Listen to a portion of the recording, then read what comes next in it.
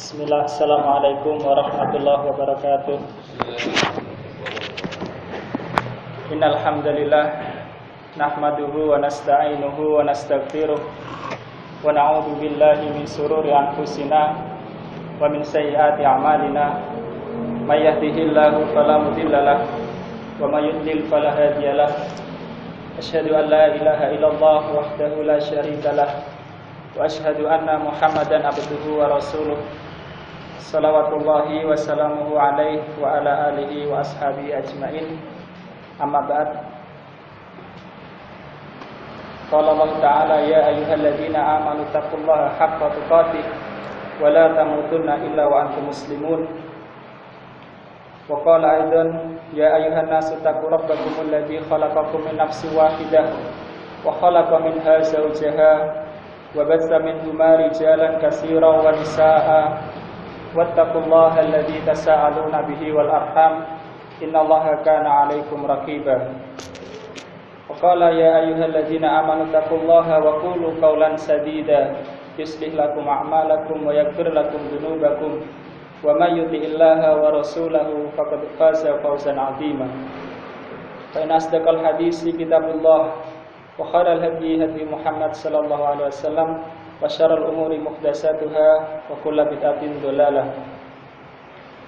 Ayyuhal hadirun, bapak-bapak, ibu-ibu yang dimuliakan Allah Subhanahu wa taala. Segala puji bagi Allah Subhanahu wa taala yang senantiasa memberikan kenikmatan kepada kita dan yang kita minta kenikmatan yang lebih besar di akhirat kelak. Dan salawat serta salam tercurah kepada junjungan kita Nabi Agung Muhammad sallallahu alaihi wasallam, para keluarganya dan para sahabatnya semua. Bapak Ibu yang dirahmati Allah Subhanahu wa taala, seringkali atau sering kita diingatkan untuk bertakwa kepada Allah Subhanahu wa taala. Yang kita sering mendengar atau kita sering tahu bahwasanya maksudnya bertakwa kepada Allah Subhanahu wa taala adalah menjalankan perintahnya dan menjauhi larangannya.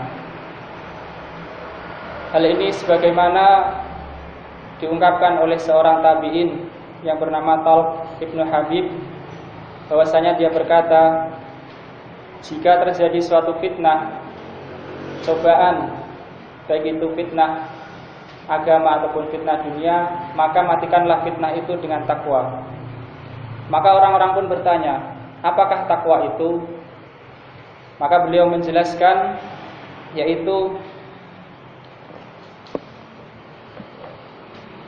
antuti Allah, kurang lebihnya perkataan beliau, antuti Allah ala nuri minallah tarju sawaballah wa antatruka maksiatah ala nuri minallah takhafu iqaballah, yaitu engkau melaksanakan ketaatan kepada Allah Subhanahu wa taala di atas cahaya dari Allah karena mengharap pahala darinya.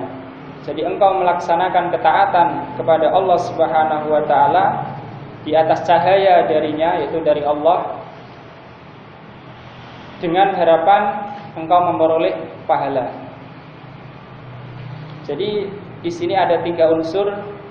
Yang pertama melaksanakan perintah, yang kedua di atas cahaya dari Allah, yaitu di atas keterangan dari Allah Subhanahu wa taala, di atas ilmu yang diajarkan oleh Nabi sallallahu alaihi wasallam, karena tidak ada jalan menuju surga kecuali telah dijelaskan oleh Nabi kita Muhammad sallallahu alaihi wasallam.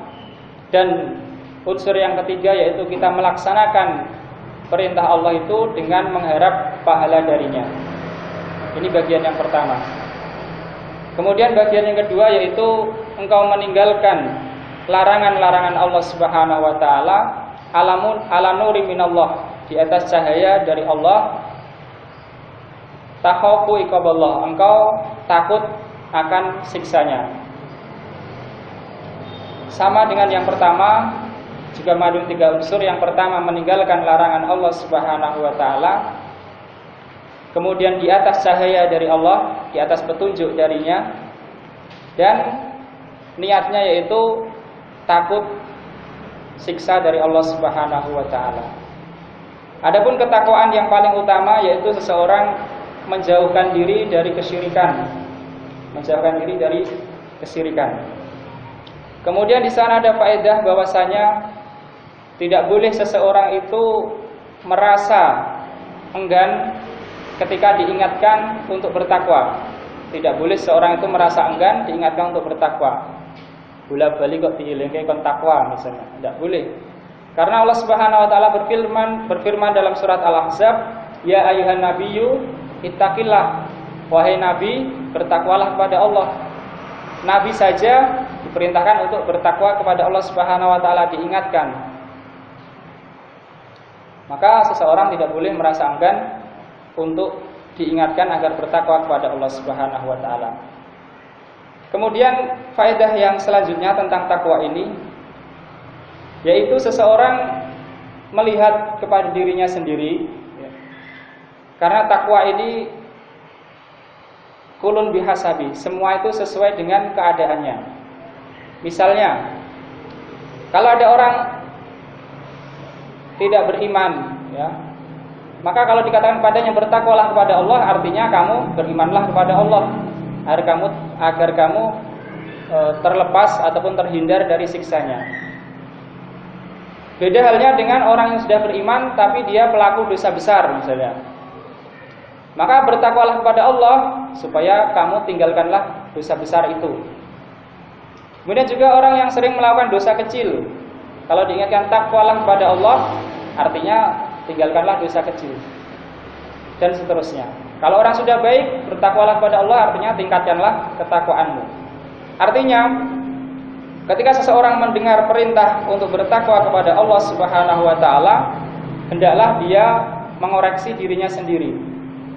Apa larangan Allah Subhanahu wa taala yang masih dikerjakannya dan apa perintahnya yang belum dilaksanakannya, sehingga seseorang bisa menerapkan takwa tersebut kepada dirinya. Oleh karena itu, sekali lagi bahwasanya nasihat takwa itu nasihat yang terus menerus.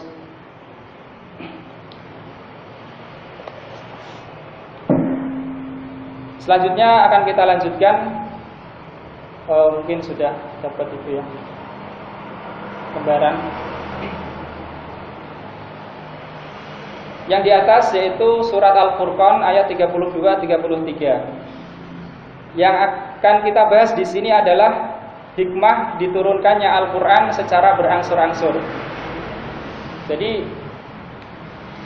para ulama sepakat bahwasanya Al-Quran itu diturunkan berangsur-angsur, tidak sekaligus. Kemudian mereka mencoba menggali apa hikmah diturunkannya Al-Quran itu secara berangsur-angsur.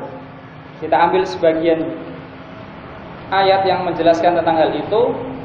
Allah Subhanahu wa taala berfirman, A'udzubillahi minasyaitonir rajim. Wa qala alladziina kafaru laula nuzila 'alaihil qur'anu jumlatan wahidah. Kadzalika linusabbita bihi fu'adaka wa ratalnahu tartila. Wa la ya'tunaka bimatsalin illa ji'naka bil haqqi wa ahsana tafsira. Yang terjemahnya kurang lebih, orang-orang kafir berkata, yaitu kafir Quraisy pertama kali yang dimaksud dalam kitab ini, mengapa Al-Quran itu tidak diturunkan kepadanya, yaitu kepada Nabi Muhammad SAW, sekali turun saja? Mengapa harus berangsur-angsur? Kemudian dijawab oleh Allah Subhanahu wa taala, kadzalik, demikianlah, linusabbita bihi fuadak, supaya kami teguhkan hatimu dengannya. Waratalnahu tartila, dan kami tartilkan kepada engkau dengan tartil, atau kami bacakan kepadamu dengan tartil. Hikmah yang pertama dari ayat ini, Al-Quran diturunkan secara berangsur-angsur, yaitu untuk meneguhkan hati Nabi Sallallahu Alaihi Wasallam, untuk meneguhkan hati Nabi Sallallahu Alaihi Wasallam. dan juga kaum muslimin, kaum mukminin yang beriman pada waktu itu. Karena dengan turunnya Al-Quran berangsur-angsur, Nabi Shallallahu Alaihi Wasallam lebih sering bertemu dengan Jibril Alaihissalam. Jadi Nabi Shallallahu Alaihi Wasallam lebih sering bertemu Jibril Alaihissalam. Ketika lebih sering bertemu dengan Jibril Alaihissalam, maka hatinya itu akan teguh kembali. Hatinya akan teguh kembali karena waktu itu di Mekah Nabi dihadapkan pada permusuhan kaumnya atau pertentangan dari kaumnya, sehingga kadang-kadang ini bukan Nabi Sallallahu Alaihi Wasallam, kita misalnya sering berbaur dengan tempat-tempat atau pergaulan-pergaulan yang melalaikan dari Allah, dari ingat kepada Allah Subhanahu Wa Taala dan dari ketaatan. Kalau kita itu sering berkumpul, bertemu, bergaul dengan orang-orang yang mengingatkan kita kepada Allah Subhanahu Wa Taala, maka insya Allah hati itu akan teguh kembali. Hati itu akan lebih teguh, lebih istiqomah di dalam menjalani ketaatan kepada Allah Subhanahu Wa Taala. Ini juga mengisyaratkan pentingnya seseorang itu memilih teman dalam bergaul.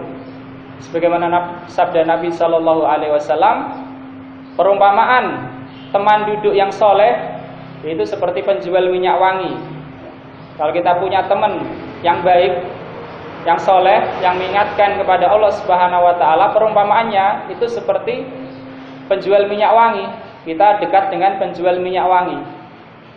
Kalau kita tidak mampu membeli, paling tidak itu kita dapat bau harumnya. Paling tidak dapat bau harumnya. Atau mungkin dia akan mengasih kepada kita, diberi. Adapun perumpamaan teman yang buruk itu seperti orang duduk dekat pandai besi. Kalau nggak dapat asapnya atau kepercikan apinya, paling tidak itu dapat asapnya sama baunya yang tidak sedap. Jadi intinya yang pertama, hikmah yang disebutkan oleh para ulama, yaitu untuk meneguhkan hati Nabi Shallallahu Alaihi Wasallam, karena sering ketemu Jibril, karena ketemu Jibril berarti melihat tanda kekuasaan Allah Subhanahu Wa Taala, meyakini bahwasanya Al-Quran ataupun agama ini benar-benar dari Allah Subhanahu Wa Taala, sehingga dengan hal tersebut hati akan menjadi teguh kembali. Dan pelajarannya bagi kita yaitu supaya kita itu sering-sering berkumpul, bertemu, bergaul dengan orang-orang yang mengingatkan kepada Allah Subhanahu Wa Taala. Tidak mesti orang yang alim sekali, pintar sekali, yang jelas bisa mengingatkan kita kepada Allah Subhanahu Wa Taala dan akhirat. Itu yang pertama. Kemudian yang kedua, dari firman Allah Subhanahu Wa Taala, warattalnahu tartila, dan kami bacakan kepadamu secara tartil. Ini hikmah yang kedua. Tartil menurut bahasa itu artinya adalah perlahan dan rapi. Perlahan dan rapi. Itu tartil.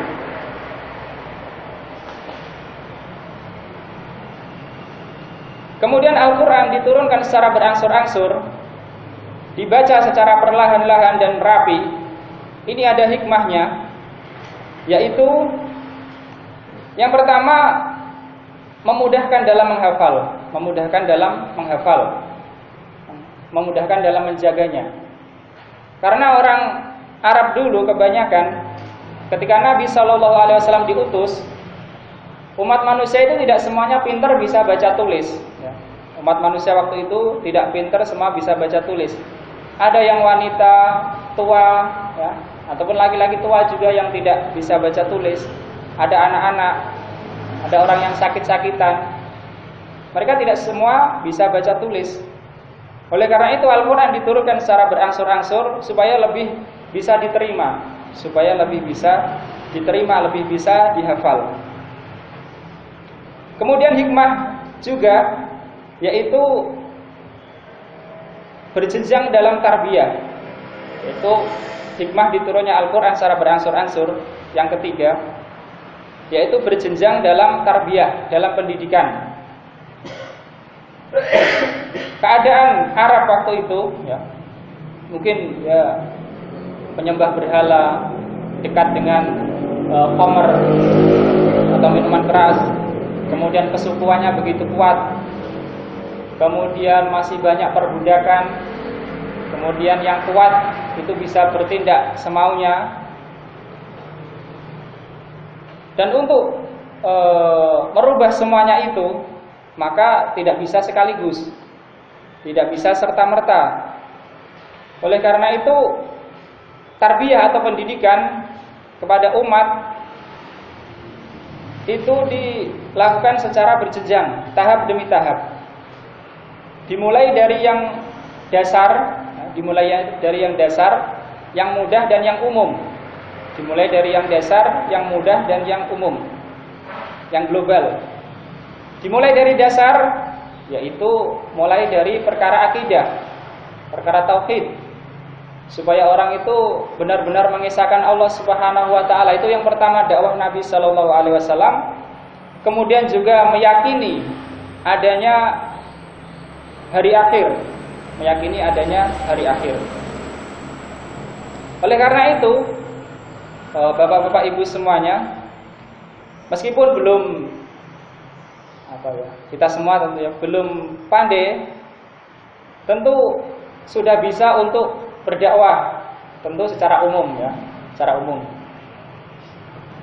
Orang yang mungkin masih belum yakin ataupun ragu-ragu tentang keesaan Allah Subhanahu wa taala, masih melakukan kesyirikan, baik itu yang zahirnya kesyirikan ataupun memang sampai diyakini, maka bisa kita semua mengingatkan insyaallah taala. Dimulai dari yang dasar, kemudian yang mudah-mudah. Jadi kalau seseorang berdakwah kepada orang lain, kemudian dia yang didakwahi itu mau menerima perkara yang dasar, yaitu mengesahkan Allah Subhanahu wa taala, kemudian yakin adanya hari akhirat, kemudian dia semangat dalam menjalankan agama. Selanjutnya dia pasti ingin tahu perkara-perkara yang rinci. Kalau kita tidak mampu, tentu kita ajak dia untuk ke pengajian, kita ajak dia untuk bertanya kepada orang yang lebih pandai. Intinya hikmahnya di sini turunnya Al-Qur'an secara berangsur-angsur, yaitu berjenjang dalam tarbiyah, dalam mendidik. Dimulai dari perkara yang dasar, yaitu perkara akidah, kemudian baru perkara-perkara yang rinci dari agama.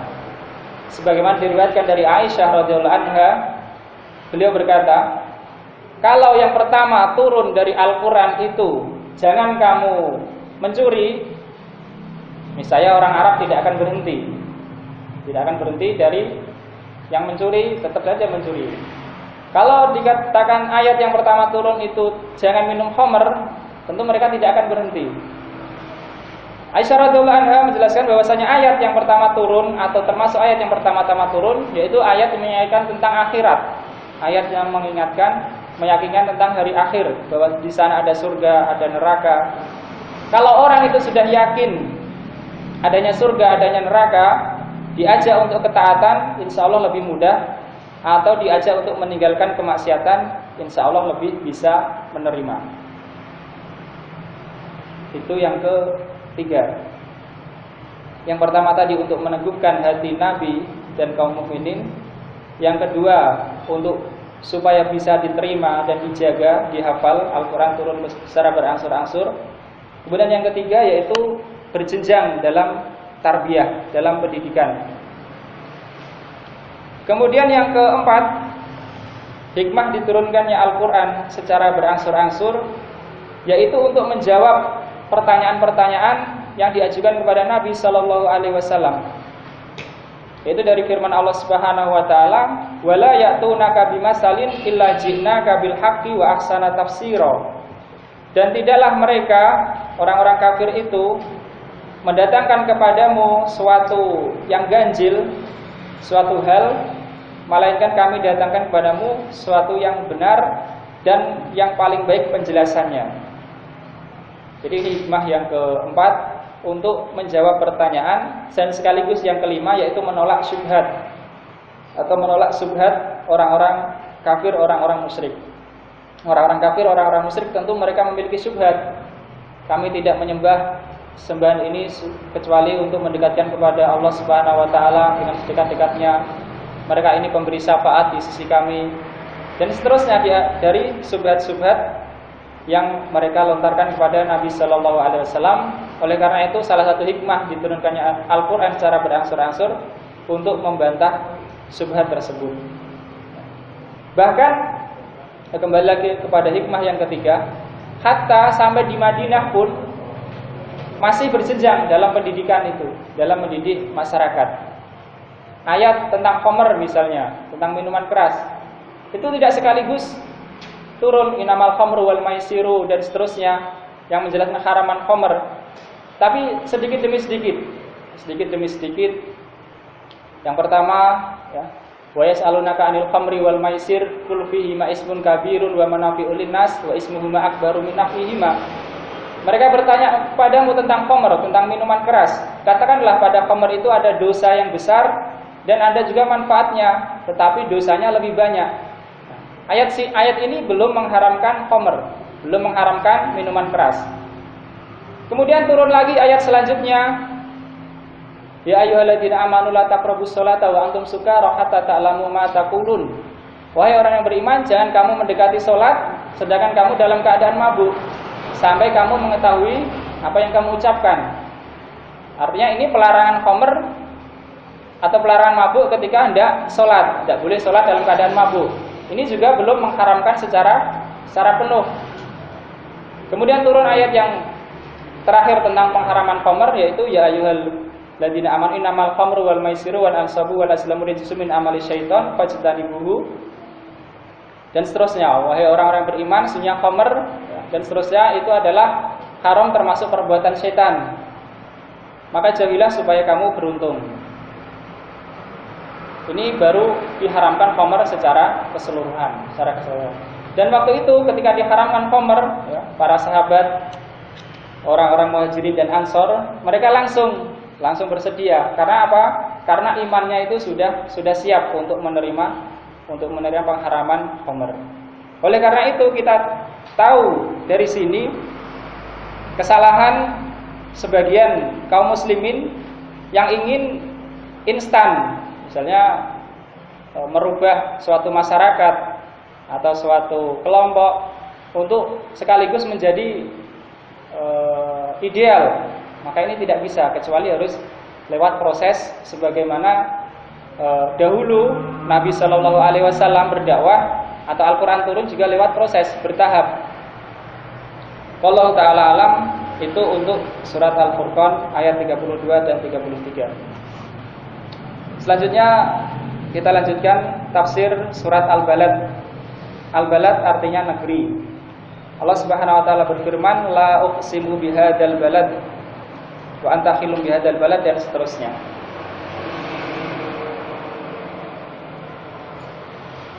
Bapak Ibu rahimakumullah, sebelum kita menafsirkan secara rinci ayat per ayat, kita sebutkan dulu secara global tentang surat Al-Balad ini. Surat Al-Balad berisi tentang beban dan hasil yang diraih oleh manusia. Jadi manusia itu di dunia mempunyai dua beban, baik itu beban kauni maupun beban syar'i. Beban kauni misalnya seseorang itu butuh untuk memenuhi kebutuhan hidupnya berupa makanan, minuman, pakaian, tempat tinggal, kesehatan, dan lain-lain. Ini sudah ditetapkan Allah Subhanahu wa taala, tidak bisa orang itu keluar, tidak makan, ingin hidup seperti orang normal, ini tidak bisa. Dia harus memenuhi kebutuhannya itu, dan ini sudah sesuai dengan sunnatullah ta'ala. Kemudian yang kedua adalah beban syar'i. Jadi manusia hidup diberi beban syar'i.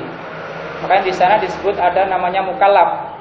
Artinya orang yang dikasih beban, yaitu orang yang berakal yang sudah balik. orang berakal yang sudah balik. Dia adalah mukallaf, diberi beban syariat. Dan Allah Subhanahu wa taala sudah memberikan bekal kepada manusia untuk melaksanakan ataupun memenuhi dua beban tersebut. Sebagaimana firman Allah Subhanahu wa taala, laqad khalaqnal insana fi taqwim. Sungguh kami telah menciptakan manusia itu dalam bentuk yang sebaik-baiknya. Manusia diberi akal, diberikan alat-alat seperti tangan, kaki, lisan dan yang lainnya, itu untuk melaksanakan atau untuk meraih tujuannya, baik itu memenuhi kebutuhan duniawinya ataupun untuk melaksanakan kewajiban agamanya. Kemudian hasil yang diraih oleh manusia, jika manusia itu mau beriman kepada Allah Subhanahu wa taala dan melaksanakan amalan-amalan soleh, terutama yang berpahala besar, niscaya dia akan selamat dari neraka. Sebagaimana tafsirnya secara rinci nanti insyaallah. Adapun orang-orang yang tidak beriman, mereka kafir dengan ayat-ayat Allah Subhanahu wa taala, mereka itu termasuk golongan yang kiri, golongan yang hina, dan akan berada tempat kembalinya di dalam neraka yang ditutup rapat, wal iyadu billah.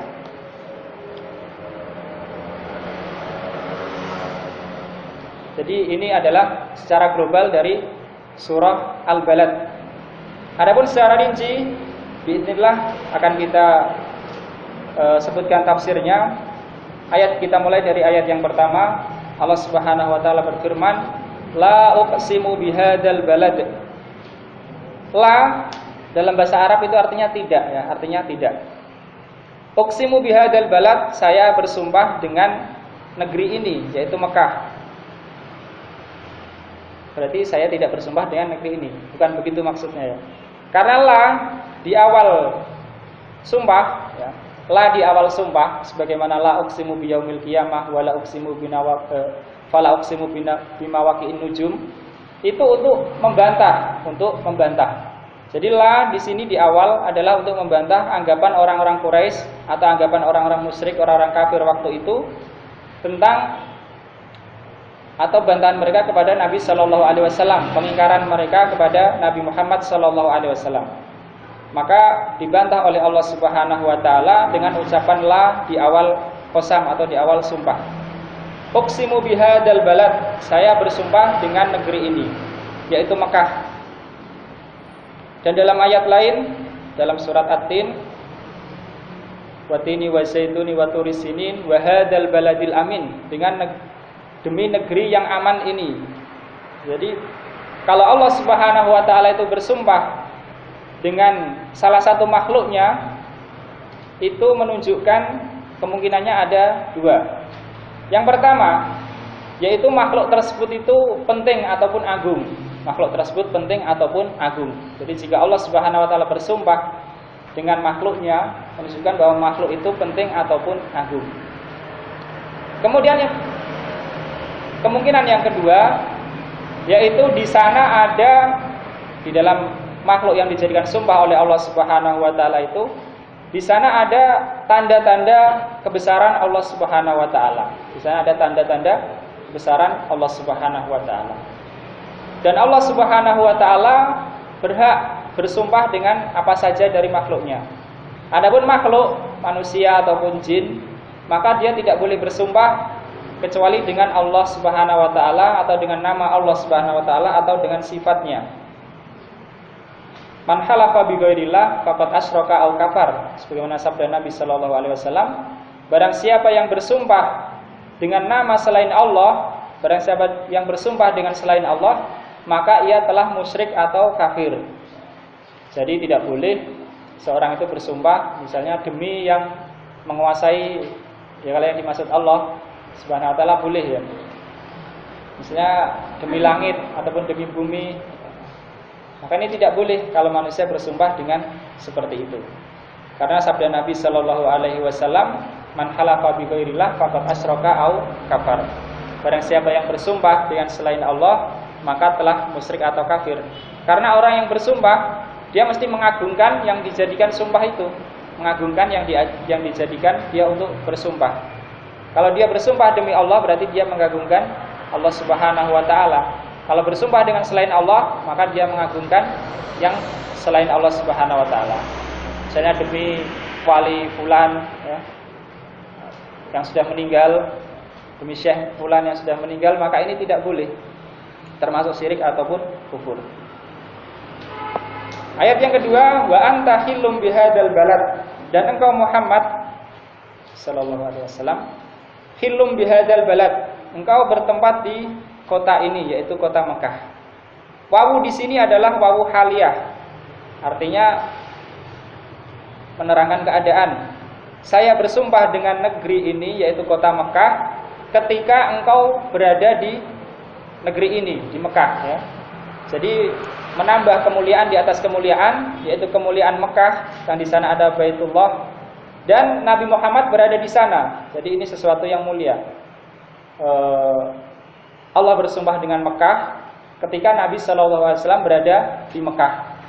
Ini tafsiran yang pertama, yaitu hilun, artinya maksudnya di sini adalah bertempat tinggal. Engkau Muhammad berada di kota Mekah. Artinya saya bersumpah dengan negeri Mekah ini ketika engkau berada di negeri Mekah, di negeri ini, yaitu negeri Mekah. Kemudian tafsiran yang lain, yaitu hilun, itu lawan dari hurmah. Artinya Nabi Muhammad SAW adalah manusia yang paling mulia, Nabi Allah yang paling utama.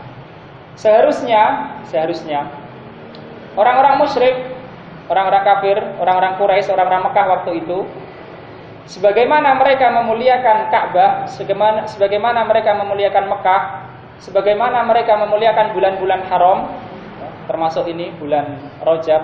Orang Quraisy dulu sangat menghormati bulan Rajab, sehingga Rajab disebut Syahrul atau Haram Mudhar ya. Karena orang-orang Mudhar sangat menghormati bulan Rajab. Artinya orang lewat aman. Sebagaimana mereka mengagungkan Ka'bah, sebagaimana mereka mengagungkan kota Mekah, tetapi mereka malah tidak mengagungkanmu atau khilun. Mereka tidak menghormatimu. Maka disebut khilun, salah satu tafsiran. Sedangkan engkau tidak dihormati di negeri ini. Padahal mereka menghormati Ka'bah. Seharusnya mereka itu menghormatimu karena engkau tentunya lebih mulia dari Mekah, Nabi Muhammad SAW. Ini tafsiran yang kedua. Artinya saya bersumpah dengan negeri Mekah ini, padahal engkau di sini tidak dihormati. Begitu tafsiran dari ulama. Yang rajih yang mana? Wallahu alam, yang lebih adhar yang pertama. Tetapi kita tidak boleh menafikan tafsiran yang lain, karena para ulama juga menyebutkan. Di sana ada tafsiran lagi yang ketiga. Kalaupun benar tafsiran ini, maka ini adalah sebagai kabar gembira Nabi Shallallahu Alaihi Wasallam ketika masih berada di Mekah. Hilun maksudnya di sini, hilun laka hadal balad. Maksudnya Mekah itu negeri yang diharamkan Allah Subhanahu Wa Taala. Artinya tidak boleh orang berperang di sana, tidak boleh orang membunuh di tanah haram. Bahkan untuk mencabut tumbuhannya pun, untuk berburu pun tidak boleh. Tetapi dihalalkan untuk Nabi Shallallahu Alaihi Wasallam pada suatu hari, yaitu pada waktu Fathu Mekah. Dihalalkan untuk Nabi Shallallahu Alaihi Wasallam pada waktu Fathu Mekah. Maka Nabi Shallallahu Alaihi Wasallam bersabda, jika nanti ada orang yang berdalil bahwasanya Nabi pernah melakukan perang di sini, maka katakanlah dihalalkan untuk Nabi Muhammad dan tidak dihalalkan untuk kamu. Artinya tidak boleh seorang selain Nabi Shallallahu Alaihi Wasallam. Dan selain waktu itu, yaitu Fathu Mekah, seseorang itu membunuh orang lain di Mekah, atau berperang di Mekah, atau berburu ya, di Mekah, dan lain-lain dari hal-hal yang diharamkan di tanah haram. Kalau benar tafsiran yang ketiga ini sebagai kabar gembira bagi Nabi Shallallahu Alaihi Wasallam ketika beliau masih di Mekah, masih lemah. Ketika itu diberi kabar gembira bahwasanya suatu saat nanti engkau dihalalkan untuk menaklukkan kota Mekah ini dengan peperangan, dalam tanda kutip ya, dalam peperangan. Padahal asalnya tidak boleh berperang di Mekah. Baik, itu adalah tafsiran dari ayat yang kedua.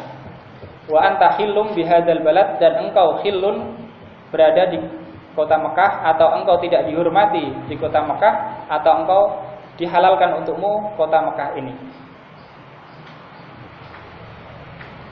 Kemudian yang ketiga, tafsiran ayat yang ketiga, wa walidin wa ma walad. Demi walid.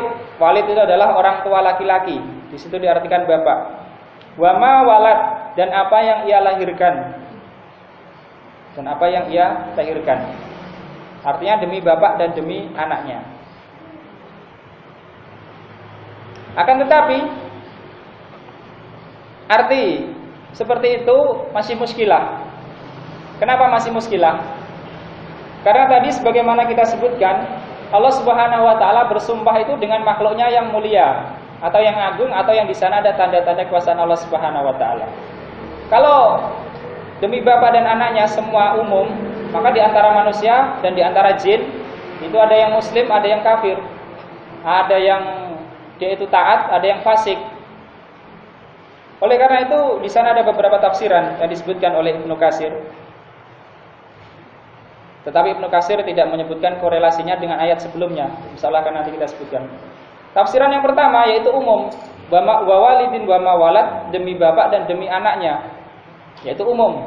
Baik itu bapak dari golongan jin atau manusia yang berakal. Cara yang berakal itu yang beranak hanya jin dan manusia. Yaitu Allah bersumpah dengan semua yang melahirkan dan semua yang dilahirkan. Tafsiran yang pertama, umum. Dan tafsiran yang kedua mengatakan wa walidin wa ma walad, demi bapak dan demi anaknya, maksudnya adalah walid, orang tua laki-laki. Maksudnya di sini adalah Adam alaihissalam. Maksudnya walid di sini adalah Adam alaihissalam.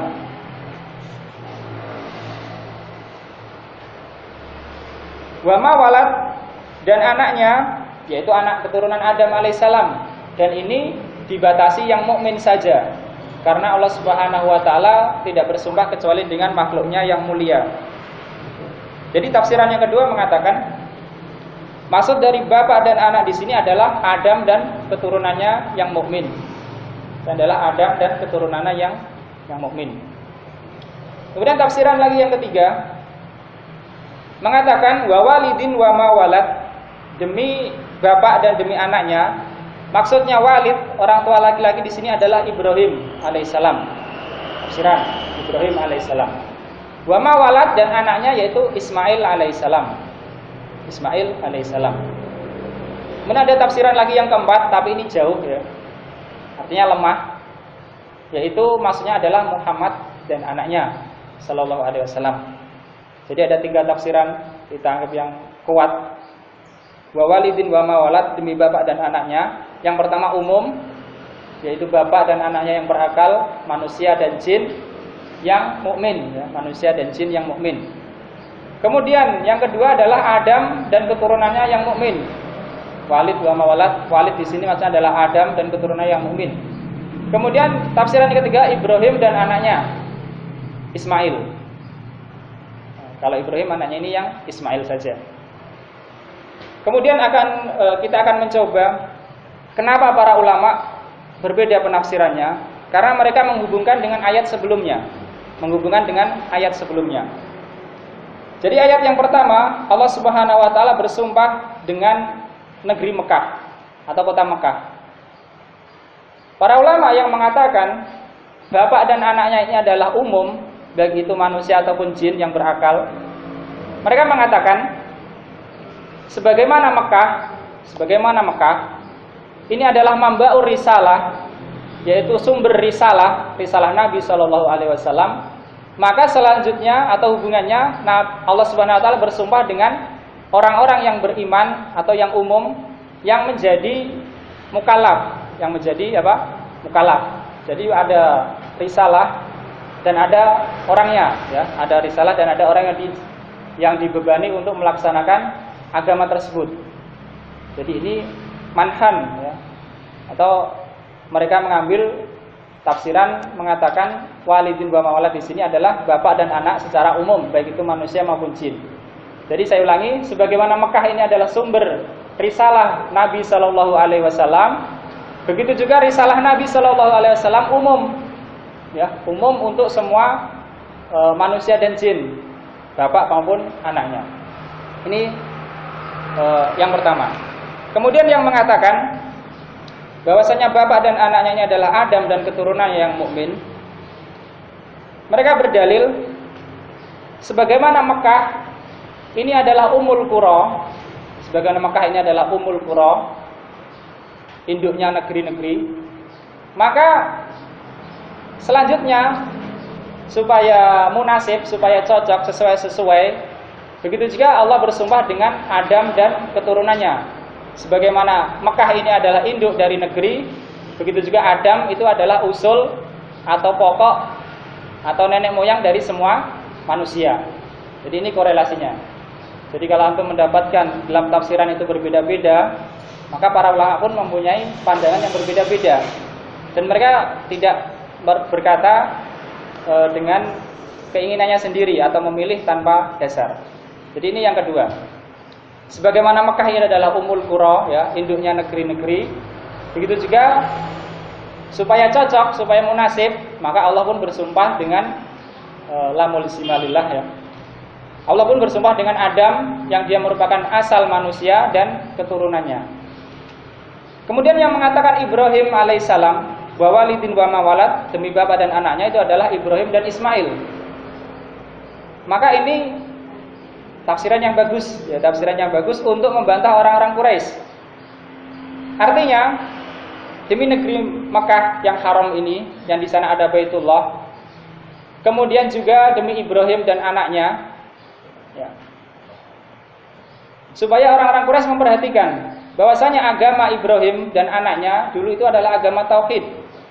Itu adalah mengisahkan Allah Subhanahu wa taala, dan juga Ibrahim yang pertama kali menempatkan keturunannya ataupun dia pun sendiri di Mekah.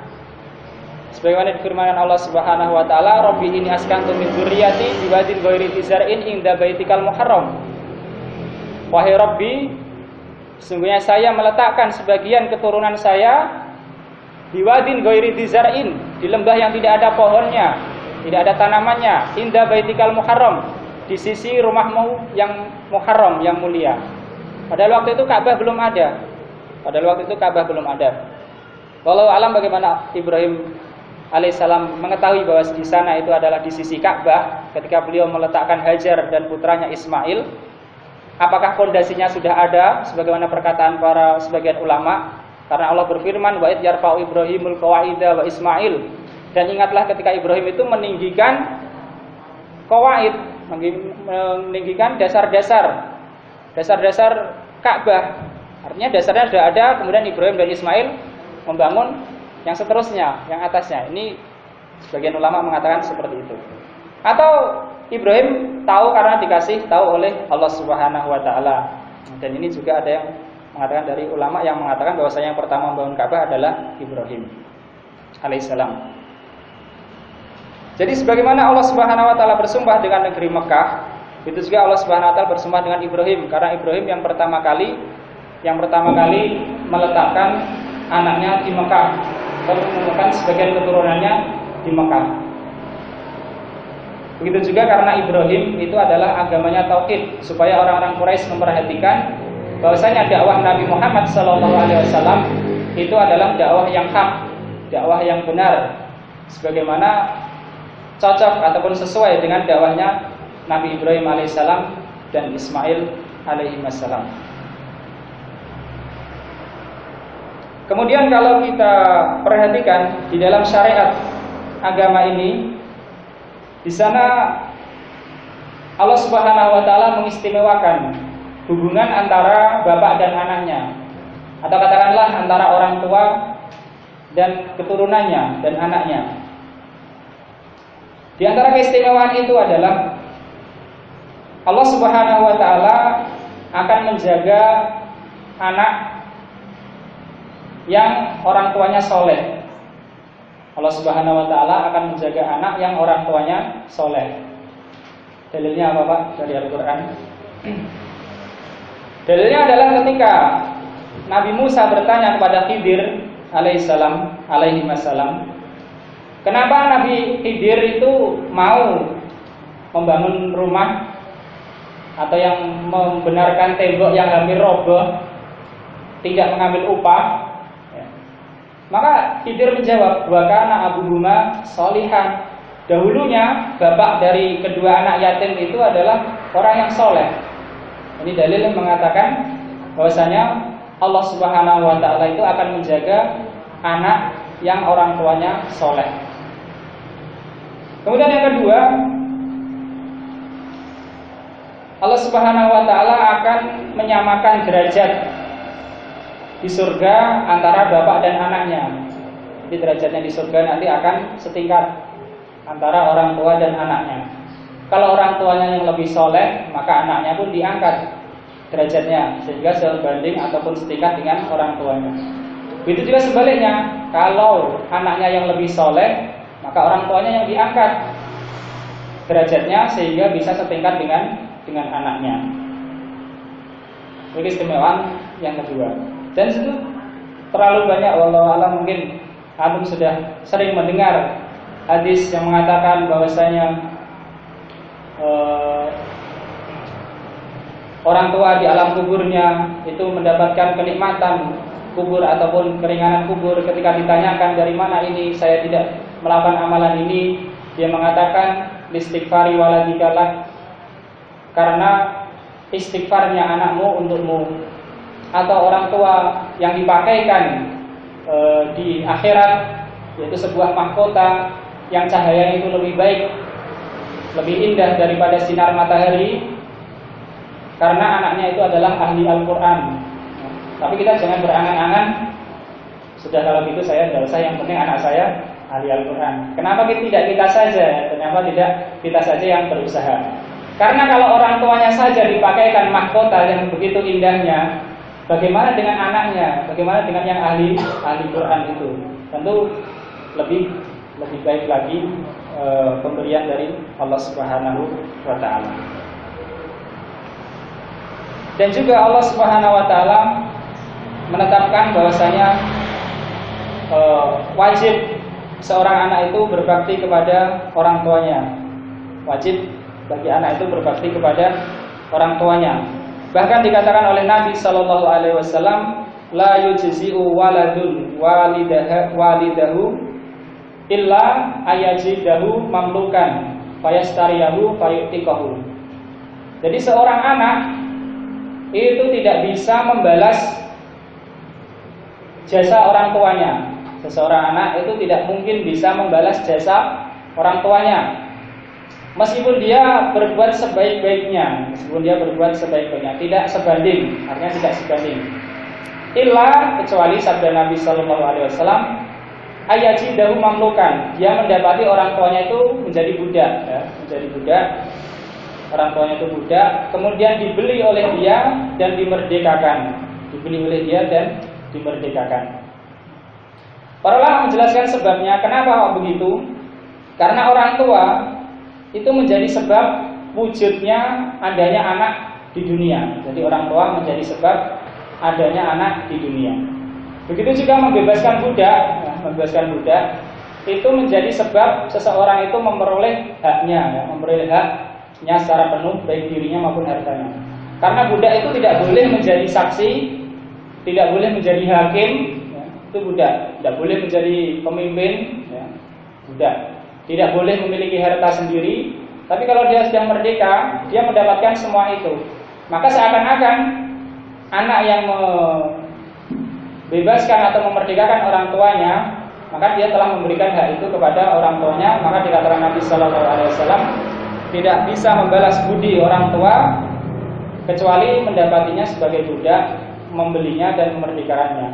Jumhur ulama, kebanyakan ulama mengatakan kalau ada budak dibeli oleh anaknya, maka dia otomatis merdeka. Kalau ada budak, orang tua dan budak dibeli oleh anaknya, maka dia otomatis merdeka, meskipun tidak dimerdekakan. Ini jumhur ulama. Tetapi Dohiriyah mengatakan harus dipernikahkan baru bisa merdeka. Wallahu alam, sekarang insya Allah tidak ada perbudakan yang kita ketahui.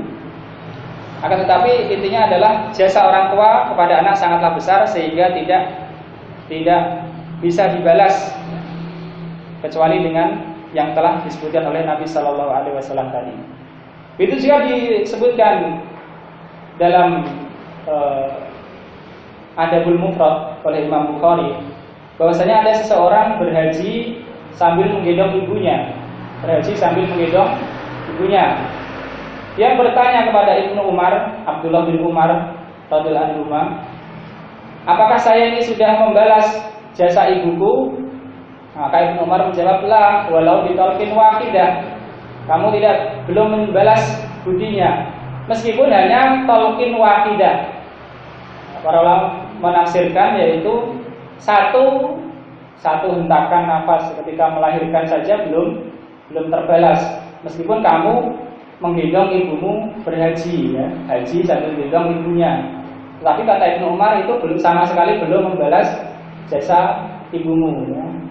Sebagaimana dia bahkan satu rintian ketika melahirkan pun belum terbalas. Kemudian hadis lagi yang menyatakan bahwasanya atau yang berkenaan dengan perkara maulud di sini adalah Rasulullah Shallallahu Alaihi Wasallam bersabda, "Ma min mauludin illa yuladu alal fitrah, fa abawahu yuhawidani au yunasirani au yumajisani."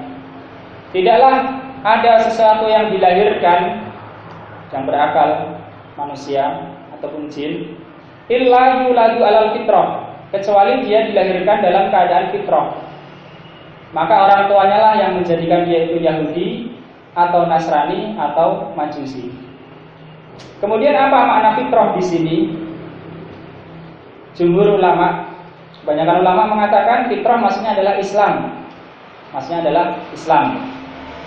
Jadi kalau ada anak lahir belum balik, apapun agama orang tuanya, belum balik meninggal, maka dia masuk surga karena dia masih dalam keadaan fitrah. Apapun agama orang tuanya, kalau dia meninggal sebelum balik.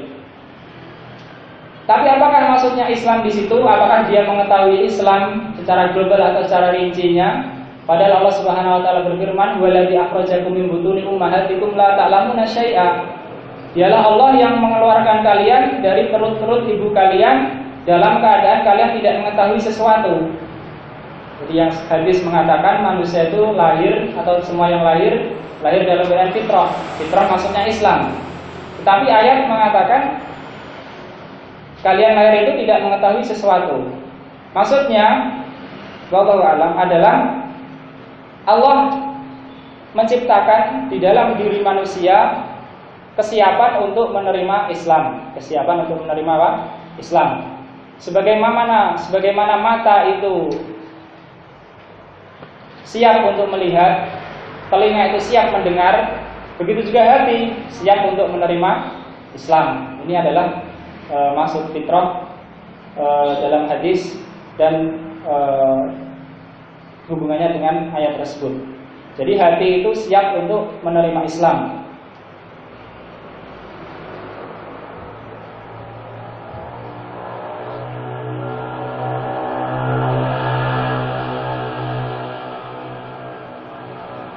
Itu adalah sumpah dari Allah Subhanahu wa taala. Allah bersumpah dengan negeri Mekah dan juga dengan orang tua dan anaknya. Ada yang mengatakan orang tua ini adalah umum.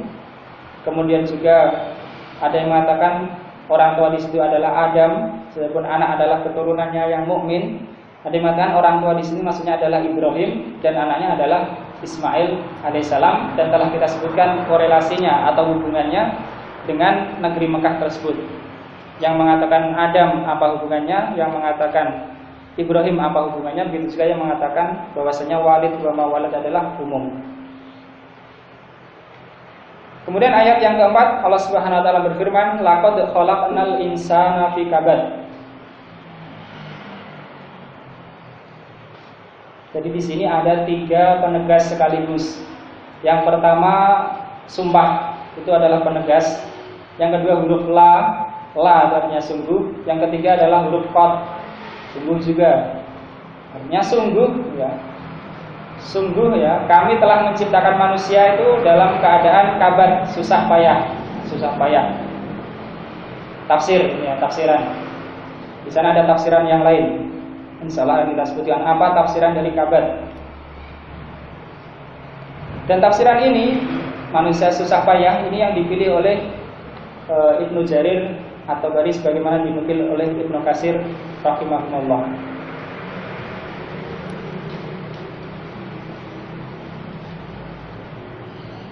Sejenak kita renungkan ayat ini. Menurut tafsiran ini juga bahwasanya Allah Subhanahu wa taala menciptakan manusia dalam susah payah. Selanjutnya huruf fi ataupun huruf fi di situ artinya adalah di dalam. Kalau sudah diciptakan di dalam susah payah, manusia itu selagi hidup tidak bisa lepas dari kesusahan, kepayahan. Baik itu kesusahan dalam mencari rezeki, meskipun kesusahannya itu tidak sama. Ada yang ringan, ada yang berat. Ada yang sering, ada yang jarang-jarang. Tapi mesti ada kesusahannya. Begitu juga dalam menjalankan agama. Di sana mesti ada tantangannya, di sana mesti ada penghalangnya. Artinya sebagai renungan dari ayat ini adalah kita tidak boleh ingin di dunia ini bebas dari masalah, bebas dari kesusahan. Ini tidak bisa. Karena Allah Subhanahu wa taala sendiri telah mengatakan laqad khalaqnal insana fi kabad. Sungguh kami telah menciptakan manusia itu dalam keadaan susah payah. Akan tetapi bagi orang mukmin tentunya kesusahannya di dunia dia harapkan akan menjadi pahala di akhirat kelak. Beda dengan orang kafir yang tidak beriman, mereka tidak mengharapkan apa-apa dari kesusahannya. Oleh karena itu, orang kafir nanti sebagaimana ayat-ayat berikutnya, mereka hanya berbangga dalam urusan dunia. Hanya berbangga dalam urusan dunia dan lupa akhirnya. Dan di sana ada beberapa nasihat untuk menghadapi kesusahan payah atau susah payahnya hidup di dunia ini. Baik itu kesusahan dalam memenuhi kebutuhan hidup ataupun kesusahan halangan dalam melaksanakan agama. Yang pertama, hendaknya seseorang mengetahui bahwasanya tidak ada ketenangan, tidak ada istirahat yang hakiki sebelum orang itu masuk surga. Jadi tidak ada hakikat, tidak ada istirahat, tidak ada ketenangan sebelum orang apa? Masuk surga. Jadi selama orang di dunia mesti orang susah ya. Mesti ada payahnya, itu pasti. Karena ini firman Allah Subhanahu wa taala sendiri. Dan juga Allah Subhanahu wa taala telah membekali manusia untuk menghadapi kesusahan hidup itu. Jadi yang pertama, mengetahui bahwasanya tidak ada ketenangan sebelum masuk surga, ketenangan yang hakiki. Jadi kalau seseorang sudah bisa melewati jembatan di atas neraka, barulah dan meletakkan atau kakinya di surga, menginjakkan kakinya di surga, barulah itu sudah tenang. Baik itu tenang hatinya maupun tenang badannya. Hatinya pun tenang ya, terbebas dari kesusahan, kesedihan, rasa iri, dengki, benci terhadap orang itu tidak ada, karena sudah dicabut ketika dia mau masuk surga. Rasa hasad, dengki tidak ada. Oleh karena itu kalau orang di dunia itu bisa bebas dari rasa hasad, dengki, iri, benci kepada orang lain, itu sudah dia merasakan nikmat yang besar, yang luar biasa. Karena itu salah satu kenikmatan di surga, dia tidak punya rasa hasad, tidak punya rasa dengki. Karena kita semua tahu bahwasanya rasa hasad, iri, dengki, benci kepada orang lain itu justru akan bikin susah kita sendiri ya, bukan bikin susah orang lain. Bikin susah orang yang hasad, bukan bikin susah orang yang dihasadi.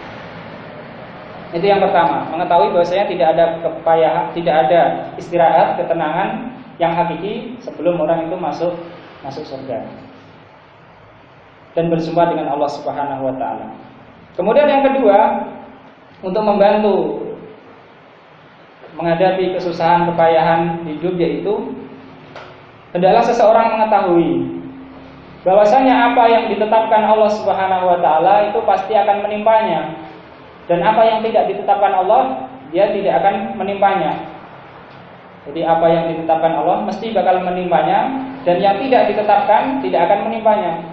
Atau dengan kata lain, dia beriman kepada takdir Allah Subhanahu wa taala, baik yang baik maupun yang buruknya. Mengetahui bahwasanya kalau nasibnya di dunia ya memang itu, ya memang itu yang ditetapkan Allah Subhanahu wa taala. Allah Subhanahu wa taala berfirman dalam surat Al-Hadid, "Ma asaba min musibatin fil ardi wala fi anfusikum illa fi kitabin min qabli an nabraha. Inna dzalika 'ala Allahi yasir." Tidaklah ada musibah yang menimpa di bumi ataupun pada diri kalian illa fi kitab, kecuali itu sudah tertulis dalam suatu kitab. Jadi tidak ada musibah yang menimpa apa saja itu, yang kecil maupun yang besar, di bumi maupun pada diri seseorang, kecuali itu sudah tertulis di dalam suatu kitab. Inna dzalika 'ala Allahi yasir. Sesungguhnya yang demikian itu mudah bagi Allah. Mudah bagi Allah. Artinya kita beriman kepada takdir. Dan itu sesuatu yang Allah Subhanahu wa taala Maha bisa. Allah Subhanahu wa taala Maha kuasa. Artinya Allah itu mengetahui sesuatu, menetapkan sesuatu, ya. Allah Subhanahu wa taala mengetahui sesuatu, menetapkan sesuatu, semuanya, ya, semua kejadian sampai nanti hari kiamat, sampai nanti akhirat, sampai dan tidak ada habisnya. Allah Subhanahu wa taala telah mengetahui dan telah ditetapkan nasib orang kejadian ini sampai hari kiamat. Dan juga Allah Subhanahu wa taala telah menghendakinya dan menciptakannya. Allah Subhanahu wa taala telah menghendakinya dan menciptakannya. Ini yang kedua yang bisa membantu seseorang itu meringankan, ya, dalam artinya meringankan musibah yang menimpanya. Karena firman Allah selanjutnya dalam surat Al-Hadid tadi, likaila ta'sau ala ma fatakum wa la tafrahu bima atakum. Agar kalian itu tidak terlalu berputus asa, tidak terlalu bersedih terhadap apa musibah yang menimpamu, dan tidak terlalu bangga, tidak terlalu senang, tidak terlalu gembira dengan apa yang kamu dapatkan, ya, atau yang datang kepada kalian. Ini salah satu orang ataupun salah satu nasihat untuk membantu orang itu meringankan dalam menghadapi beban-beban dunia ini. Kemudian nasihat yang selanjutnya adalah seseorang itu tidak, istilahnya itu, mengkhawatirkan apa yang akan terjadi besok, ya. Tidak terlalu khawatir dengan apa yang terjadi besok. Kelihatannya masa depan itu kok suram, ya, nggak jelas. Kan tidak usah khawatir, ya, tidak usah khawatir. Semua itu sudah ditetapkan oleh Allah Subhanahu wa taala. Karena itu sama saja mengurangi umurnya seseorang sendiri, ya. Mengurangi umurnya. Umur yang bisa untuk tenang, dia bingung, ya, bingung. Padahal kejadiannya belum terjadi. Yang dikhawatirkan belum datang, tapi dia sudah bingung duluan. Ini seseorang mempunyai sifat tenang yang ketiga, ya. Jadi seseorang mempunyai sifat tenang dalam menghadapi hidup ini. Kemudian yang keempat, ini juga penting, yaitu seseorang itu mempunyai teman untuk bermusyawarah, ya. Jadi seseorang itu mempunyai teman untuk musyawarah. Karena kadang-kadang masalah itu tidak bisa diselesaikan sendiri. Maka dia punya teman yang baik untuk musyawarah agar yang dihadapi dari hidupnya ini dapatkan jalan keluar, dapatkan solusi dari kesusahan-kesusahan. Syukur-syukur kalau temannya itu teman soleh yang banyak, ya, teman soleh yang banyak. Itu tafsiran, ya, ulangi tafsiran dari kabat, yaitu susah payah. Ada tafsiran lagi yang kedua, dan ini juga banyak para ulama yang berpendapat, atau juga banyak yang berpendapat dua-duanya. Maksudnya fi kabat adalah sebagaimana firman Allah Ta'ala fi ahsani taqwim. Maksudnya tafsiran dari khalaqnal insana fi kabad, kami menciptakan manusia dalam kabad. Kabad di sini adalah dalam bentuk yang muntasib, yang tegak, yang sempurna, yang baik, yang siap. Nah itu, yang muntasib, yang tegak. Jadi manusia telah diciptakan dalam bentuk yang baik, yang sebaik-baiknya. Ini tafsiran yang kedua. Dan dua-duanya itu nanti ada korelasinya dengan ayat baik yang sebelumnya ataupun yang sesudahnya. Sebagaimana kebiasaan para ulama, mereka mesti melihat ayat sebelumnya dan ayat yang sesudahnya dalam menafsirkan suatu ayat atau suatu kata dalam suatu ayat. Jadi tafsiran yang kedua mengatakan fi kabad adalah fi muntasib, dalam bentuk yang baik.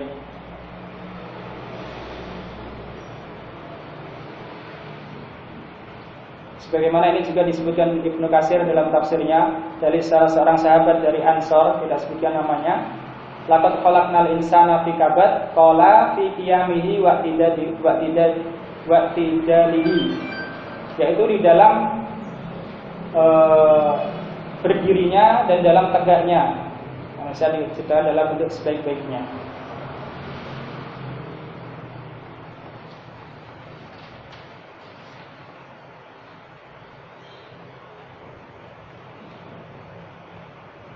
Selanjutnya Allah Subhanahu wa taala berfirman dalam ayat yang kelima, ayahsabu alla yaqdiru alaihi ahad. Apakah manusia mengira bahwasanya tidak ada yang berkuasa atasnya seorang pun? Apakah manusia itu menyangka bahwa sekali-kali tidak ada satupun yang berkuasa atasnya?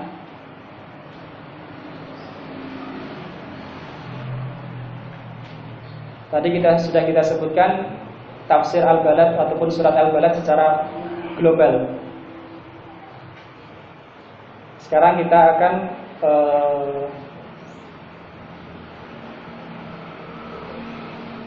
memperhatikan ayat per ayat. Ayat yang kelima mengatakan ayahsabu alla yaqdiru alaihi ahad. Apakah dia mengira, yaitu manusia, apakah dia mengira bahwasanya tidak ada seorang pun yang berkuasa atasnya? Tentunya ini sifat yang buruk ketika ada manusia mengira ataupun seakan-akan lupa bahwasanya dia itu berada dalam kekuasaan Allah Subhanahu wa taala. Ataupun kalau tidak begitu, apakah selamanya dia akan itu menjadi orang yang kuat? Apakah selamanya dia akan menjadi orang yang kuat, orang yang mampu? Karena kata lan di situ ya dalam ayat lan itu untuk nafyun lil mustaqbal, peniadaan untuk masa depan. Sekali-kali tidak akan. Apakah dia akan mengira besok selamanya tidak ada orang yang mampu menandinginya atau mampu berkuasa atasnya? Sebagian menyebutkan ulama bahwasanya ayat ini berkenaan dengan seseorang yang memusuhi Nabi Shallallahu Alaihi Wasallam yang dia itu badannya sangat kuat. Dia mengambil satu potongan dari pohon, kemudian diinjak oleh dia dan mengatakan, tapi hadis ini atau asar ini lemah, ya, lemah menurut Imam At-Thahir Ibnu Asyur, dilemahkan dalam kitabnya At-Tahrir wa Tanwir. Dia mengatakan orang ini, barang siapa yang mampu menjatuhkan saya ya, dengan menarik ini, maka baginya sekian dan sekian, dikasih hadiah. Sampai ditarik sampai puluhan orang atau 10 orang tidak mampu karena badannya sangat kuat. Kepada orang inilah atau sebab inilah turun ayat sabu alla yaqdiru alaihi ahad. Apakah dia mengira bahwasanya tidak ada yang berkuasa atasnya seseorang pun? Tapi asar ini sekali lagi saya katakan dilemahkan oleh Imam At-Thahir Ibnu Asyur dalam tafsirnya At-Tahrir wa Tanwir. Meskipun begitu, ayat ini tetap menjadi renungan bagi kita semua bahwasanya lan di sini adalah untuk masa depan. Artinya baik itu orang muslim ataupun orang kafir, orang beriman maupun orang yang kufur, orang yang taat maupun orang yang fasik, hendaklah dia memikirkan kandungan dari ayat ini. Apakah seseorang itu mengira bahwasanya besok masa depannya dia itu tidak akan berada dalam kelemahan, dalam kekuasaan yang dia sendiri itu tidak mampu, meskipun hanya untuk berbicara. Dan ini mengingatkan kita kepada akhirat dan sebelum itu adalah kematian dan alam kubur. Oleh karena itu, sebagai faedah adalah seseorang mempersiapkan untuk suatu hari yang dia itu tidak memiliki kekuasaan meskipun sedikit. Yauma la tamliku nafsun li nafsin syai'an wal amru yauma idzin lillah. Pada hari yang satu jiwa itu tidak memiliki, meskipun untuk satu jiwa pun, untuk dirinya maupun untuk orang lain, wal amru yauma idzin lillah. Dan segala urusan pada hari itu adalah milik Allah Subhanahu wa taala. Kemudian ayat selanjutnya, yaqulu ahlaktu malal lubada. Dia mengatakan ahlaktu malal lubada. Saya telah menghabiskan harta yang banyak. Saya telah menghabiskan harta yang banyak. Dia mengatakan saya telah menghabiskan harta yang banyak.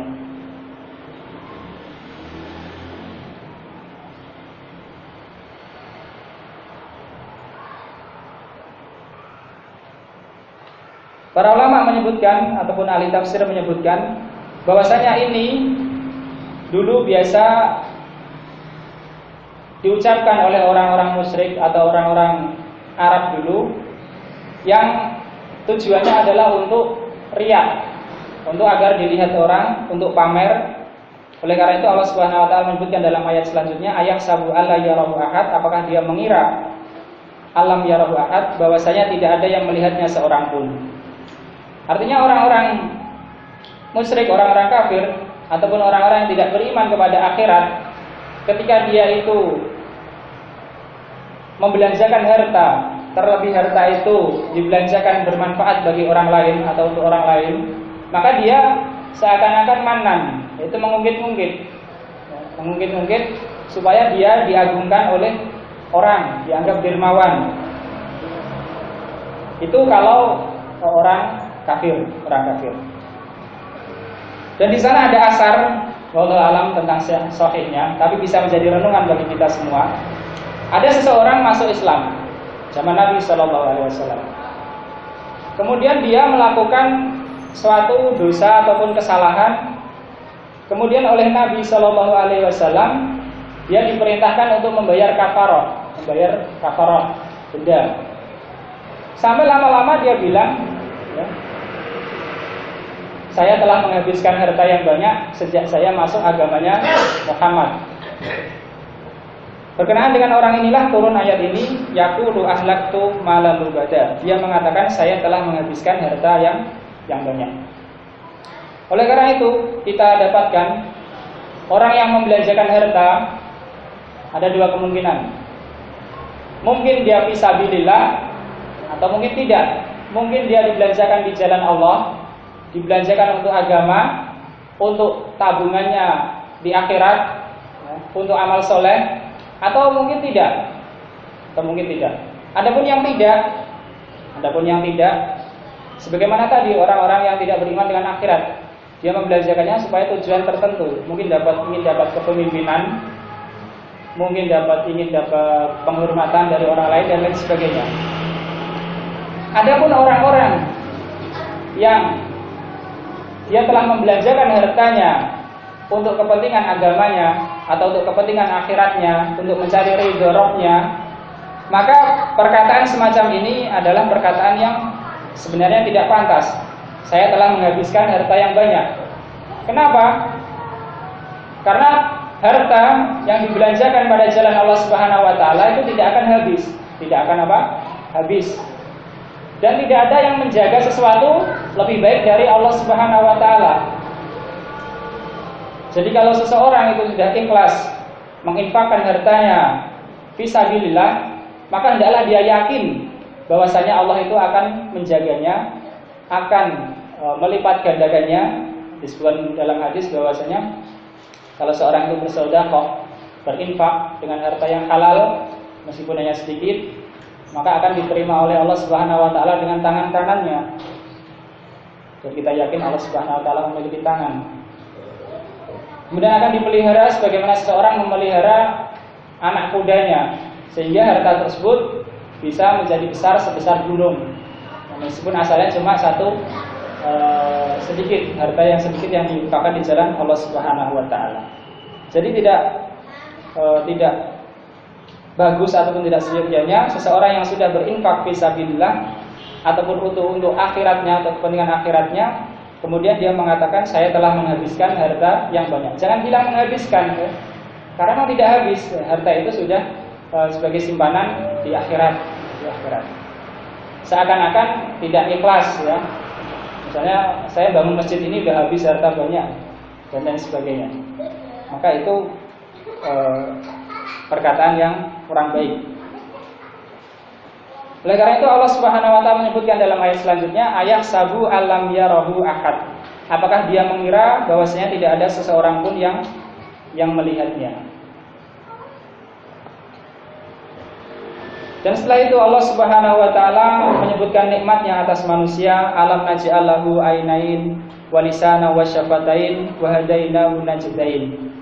Bukankah kami telah menjadikan untuknya dua buah mata atau dua mata, wa lisanan wa syafatain, dan satu lisan dan dua bibir, wa hadainahu najdain, dan kami beri petunjuk dia, tunjukkan dia kepada dua jalan. Najdain di sini diartikan dua jalan, meskipun di sana ada tafsiran lain.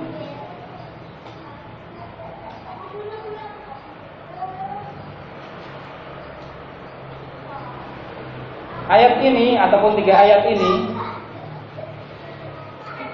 ini sesuai dengan tafsiran yang mengatakan bahwasanya laqad khalaqnal insana fi kabad, kami telah menciptakan manusia dalam kabad, itu maksudnya adalah dalam bentuk yang sebaik-baiknya, sebaik yang sempurna.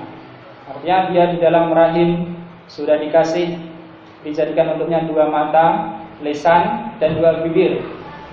Dan diberikannya hidayah atau petunjuknya dua jalan. Najdain, di sana ada tafsiran lagi. Najdain, najd itu adalah sesuatu yang meninggi.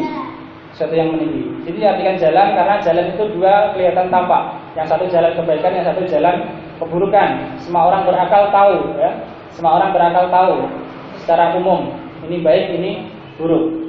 Tapi di sana ada dua tafsiran lain. Najdain maksudnya di sini adalah dua jalan asi, ya, dua jalan apa? Asi. Dua jalan asi, ya. Jadi ya, menurut tafsiran ini, najdain itu adalah dua jalan asi, yaitu manusia ketika dia belum bisa apa-apa, dia masih lemah, masih belum berkuasa, di dalam kandungan Allah Subhanahu wa taala telah menjadikan untuknya dua buah mata, kemudian lisan, kemudian dua bibir. Dan secara fitrah dia sudah diberi insting untuk menyusu kepada ibunya. Dia sudah diberi insting untuk menyusu kepada ibunya. Ini tafsiran yang mengatakan bahwa najdain di sini adalah dua jalan asi itu.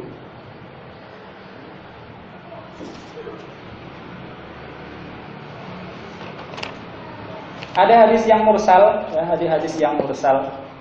Hadis yang mursal itu hadis apa ya?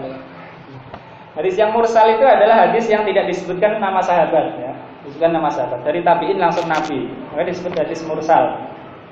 Mursal supaya cepat, ya, langsung. Tapi hadis mursal ini termasuk hadis lemah. Meskipun begitu, ini adalah nasihat bagi kita semua. Sebagaimana disebutkan oleh Ibnu Katsir, telah meriwayatkan Al-Hafidz Ibnu Asakir di dalam tarjumah Abu Rabi' ad-Dimashqi dari Makhul, seorang tabi'in. Dia mengatakan, Makhul ini mengatakan, dia tabi'in, tapi mengatakan qala Nabi sallallahu alaihi wasallam, Nabi sallallahu alaihi wasallam bersabda. Tentu hadis ini mursal, dhaif, terasa lemah. Karena Makhul tidak ketemu Nabi, bagaimana mungkin mendengar sabda Nabi? Tapi dia langsung mengatakan tidak menyebutkan sahabatnya. Meskipun tidak semua mursal itu lemah satu derajat, ya. Yaqulullahu ta'ala, Allah Subhanahu wa ta'ala berfirman, ya bani Adam, qad atamtu 'alaika ni'aman 'idhaman la tuqsa adaduha wa la tutiqu syukraha. Di dalam hadis tersebut Allah Subhanahu wa ta'ala berfirman, wahai anak Adam, saya telah memberikan nikmat kepadamu, nikmat-nikmat yang besar, yang kamu itu tidak mungkin bisa untuk menghitungnya, dan tidak mungkin kamu mampu untuk mensyukurinya. Dan ini nyata, benar, ya, benar adanya. bahwasanya Allah Subhanahu wa taala telah memberikan kepada kita kenikmatan yang besar yang banyak yang kita tidak mungkin mampu untuk menghitungnya satu persatu dan tidak mungkin mensyukurinya satu persatu. Wa inna mimma an'amtu 'alaik, dan termasuk yang aku berikan nikmat kepadamu yaitu aku menjadikan untukmu dua mata, Anjaltu laka ainain, saya menjadikan untukmu dua mata, yang kamu dengan dua mata tersebut bisa melihat dengan keduanya. Dan aku telah menjadikan pada dua mata itu adalah ghita, penutup. Jadi dua mata kita dikasih penutup, bisa kedip, bisa merem, itu karena ada penutupnya.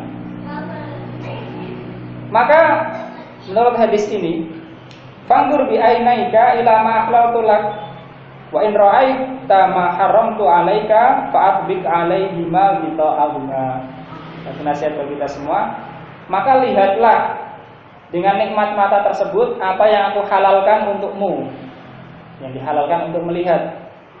Dan jika kamu melihat sesuatu yang aku haramkan, maka pejamkanlah keduanya, di atas keduanya penutup tersebut. Jadi Allah Subhanahu wa taala memberikan kenikmatan mata kepada kita, diperintahkan untuk melihat yang halal-halal saja. Dan kalau melihat yang haram disuruh menutup mata tersebut, disuruh memejamkan.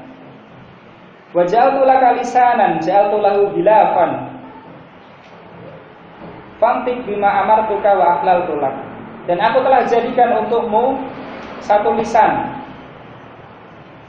Dan lisan itu ada penutupnya juga, bisa ditutup, yaitu dengan bibir. Maka berbicaralah dengan apa yang aku perintahkan kepadamu dan aku halalkan untukmu. Kita diperintahkan untuk berbicara sesuatu yang halal dan diperintahkan Allah Subhanahu wa taala. Maka jika lewat di hadapanmu ataupun disodorkan kepadamu, tunjukkan untukmu apa yang aku haramkan, maka tutuplah lisanmu tersebut. Selanjutnya Allah Subhanahu wa taala menyebutkan dalam hadis ini, yaitu aku telah menjadikan untukmu farj, yaitu kemaluan, dan aku jadikan untuk kemaluan tersebut penutup. Maka fa'asib bi farjika ma ahlaltu lak. Maka gunakanlah untuk yang aku halalkan kepadamu. Dan jika datang kepada sesuatu yang aku haramkan, maka tutuplah dengan penutup tersebut. Anak Adam, sesungguhnya engkau tidak akan mampu untuk menahan kemarahanku dan tidak akan mampu untuk menanggung akibatku. Hadis ini mursal, akan tapi bisa untuk nasihat bagi kita semua. Dan diriwayatkan dari Ali Zainal Abidin. Ali Zainal Abidin adalah anak dari Husain. Dan kita tahu Husain bin Ali radhiyallahu anhu, beliau meninggal dibunuh oleh pasukan yang dipimpin oleh Ubaidillah ibn Ziyad. Ketika Husain bin Ali itu dibunuh, para ahli sejarah mengatakan kepalanya dipotong dan dibawa kepada Ubaidillah ibn Ziyad. Ada seorang lagi ingin membalaskan, namanya Al-Mukhtar. Dia ingin membalaskan perlakuan yang diterima oleh Husain bin Ali ini, yaitu dengan diperlakukan sebaliknya. Ubaidillah ibn Ziyad dibunuh dan dipotong kepalanya, dibawa kepada anaknya yaitu Ali Zainal Abidin. Maka Ali Zainal Abidin mengatakan la ilaha illallah, dalam riwayat la yaktaru bid dunya illa man la yara nikmatallahi alaihi. La ilaha illallah, tidak ada ilah kecuali Allah, tidak tertipu dengan dunia kecuali orang yang tidak melihat nikmat Allah atasnya. Jadi tidak tertipu oleh dunia kecuali orang yang tidak melihat nikmat Allah atasnya. Jadi tertipu oleh dunia tidak mesti dia itu orang kaya. Orang miskin juga bisa tertipu oleh dunia. Dengan anggapannya misalnya dia di dunia miskin, berarti Allah tidak adil. Dia tidak diberikan sesuatu yang biasanya diberikan pada orang lain, mengatakan Allah itu kok itu ya saya tidak diberi. Ini namanya juga tertipu oleh dunia. Dan kata Ali Zainal Abidin tadi, la yaktaru bidunya illa man la yara nikmatallahi alaihi. Tidak tertipu oleh dunia kecuali orang yang tidak melihat nikmat Allah atasnya. Jadi semiskin-miskinnya orang, ya, kalau dia melihat nikmat Allah atasnya, dia tetap bersyukur karena nikmat Allah itu masih banyak, diberikan lisan, diberikan mata, diberikan tangan, kaki, telinga. Yang ada sebagian orang lain yang cacat, yang mungkin sakit, yang mungkin diobati kemana-mana tidak sembuh-sembuh dan seterusnya. Artinya seseorang itu hendaklah melihat nikmat Allah atasnya, baik itu dia sedang susah ataupun sedang senang, sedang miskin ataupun sedang kaya, sedang tertindas ataupun sedang berkuasa, sehingga kalaupun dia sedang berada di atas, maka dia mempergunakan nikmat Allah Subhanahu wa taala tersebut untuk kebaikan dan tidak tertipu dengannya. Begitu juga ketika sedang miskin, dia tidak bersulau istilah orang Jawa ya, tidak mengeluh, tidak keluh kesah, karena nikmat Allah Subhanahu wa taala yang lain masih banyak dan sebaik-baik nikmat, seagung-agung nikmat adalah nikmat Islam. Semoga Allah Subhanahu wa taala mewafatkan kita dalam keadaan muslim. Baik, jadi tafsirannya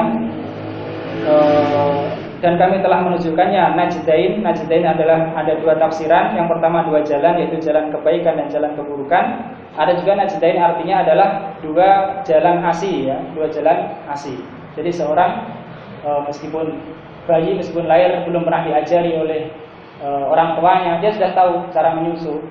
Sudah tahu cara menyusu. Ini adalah nikmat dari Allah Subhanahu wa taala, dan sudah dikasih lisan dan dikasih mulut oleh Allah Subhanahu wa taala untuk dia sebagai lantaran hidupnya.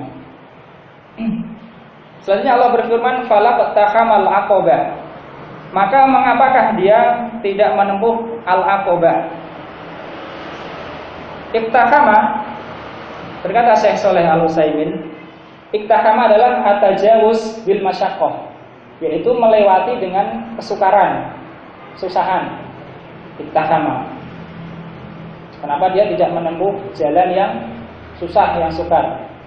Tadi dalam awal-awal ayat atau ayat-ayat sebelumnya, Allah mengatakan manusia itu dalam keadaan susah payah. Tapi juga tafsiran lain yang didukung juga oleh ayat lain, manusia itu sudah diberi bekal untuk menghadapi susah payahnya hidup. Maka oleh karena itu, mengapakah dia tidak mau menempuh jalan yang sukar, jalan yang susah? Dan aqabah secara bahasa itu adalah jalan di atas bukit, jadi mendakinya pun susah, sukar. Diibaratkan wallahu taala alam, orang yang melaksanakan agama atau orang yang melaksanakan perintah Allah Subhanahu wa taala, karena susahnya dia melawan hawa nafsunya ya, atau melawan godaan-godaan yang ada dari setan ataupun dari hawa nafsunya, maka diibaratkan seperti menempuh jalan yang susah. Ini tafsiran. Falaqtahamal aqabah. Mengapa dia tidak menempuh jalan yang susah? Tafsiran yang lain adalah aqabah maksudnya adalah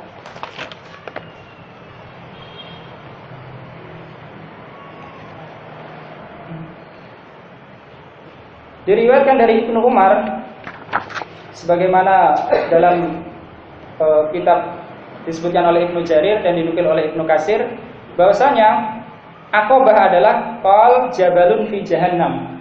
Aqabah adalah satu gunung di Jahannam, satu gunung di mana? Jahannam, di neraka.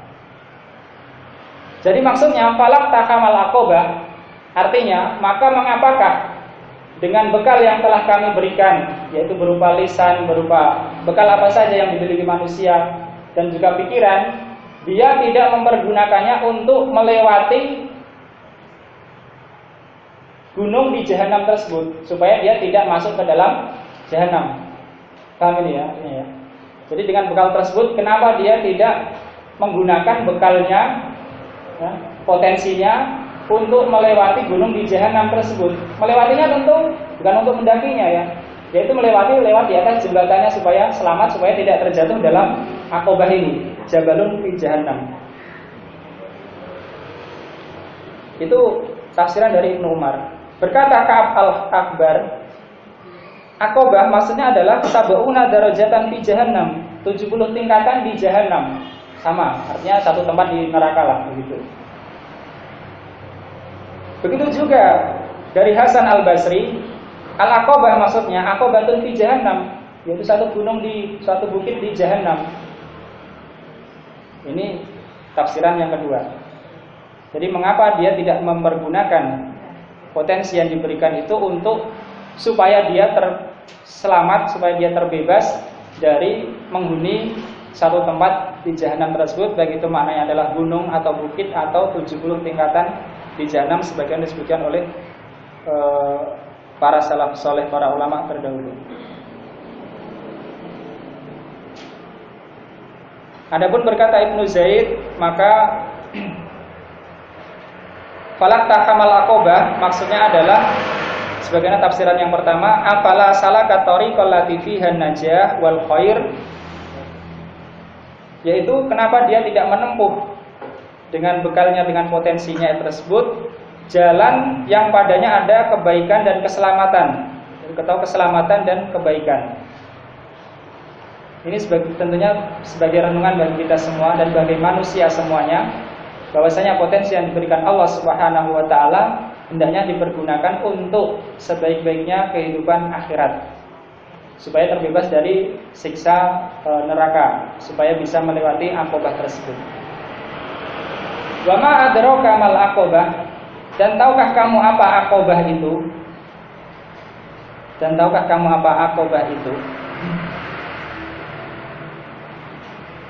Menurut tafsiran yang pertama tadi, bahwasanya Aqobah adalah jalan yang mendaki dan susah, maka ayat yang selanjutnya, falak tahamal Aqobah fakku raqabah aw itamun fi yaumin dzi masghubah, dan seterusnya, itu adalah penjelasan dari makna Aqobah, yaitu jalan yang susah, yang sukar itu apa toh?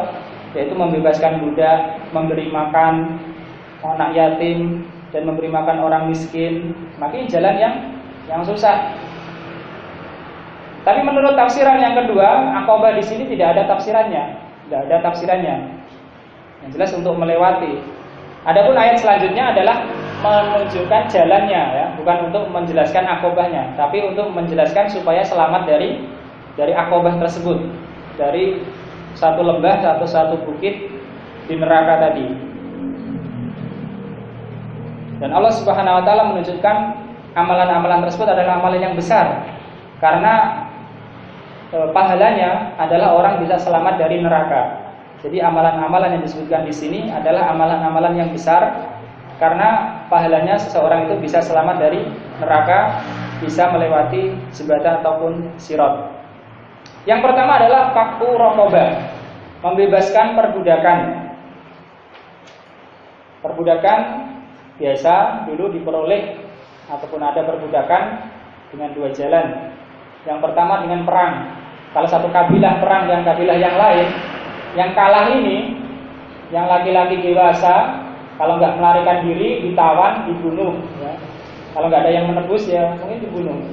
Tapi kalau anak-anak sama wanita, ini jadikan budak. Anak-anak sama wanita dijadikan apa? Jadikan budak. Oleh karena itu orang-orang Arab dulu, mereka takut sama orang-orang Islam.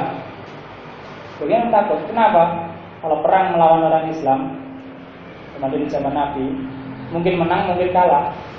Tapi kita sudah getar dulu. Kalau kalah, habis kita. Ya. Habisnya kenapa ya? Anak-anak kita, istri-istri kita jadikan tawanan, jadikan budak. Kita kalau nggak lari dibunuh. Kalau kalah. Oleh karena itu mereka menahan. Baik yang tidak suka. Ya.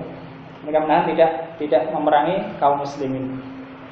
Sebagiannya, karena sebagian juga ada yang nekat berani.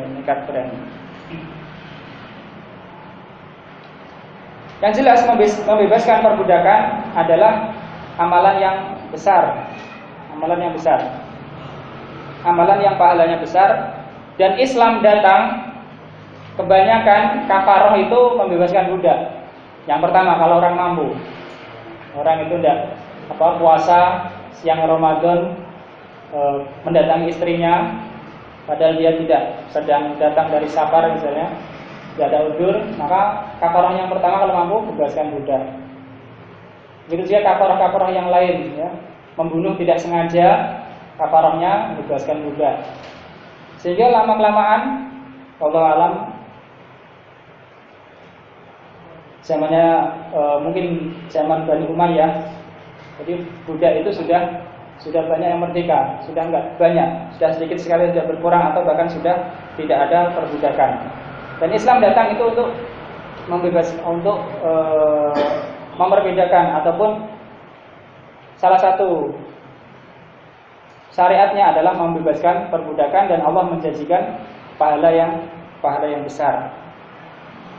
Sebagaimana disebutkan banyak hadis bahwasanya barang siapa yang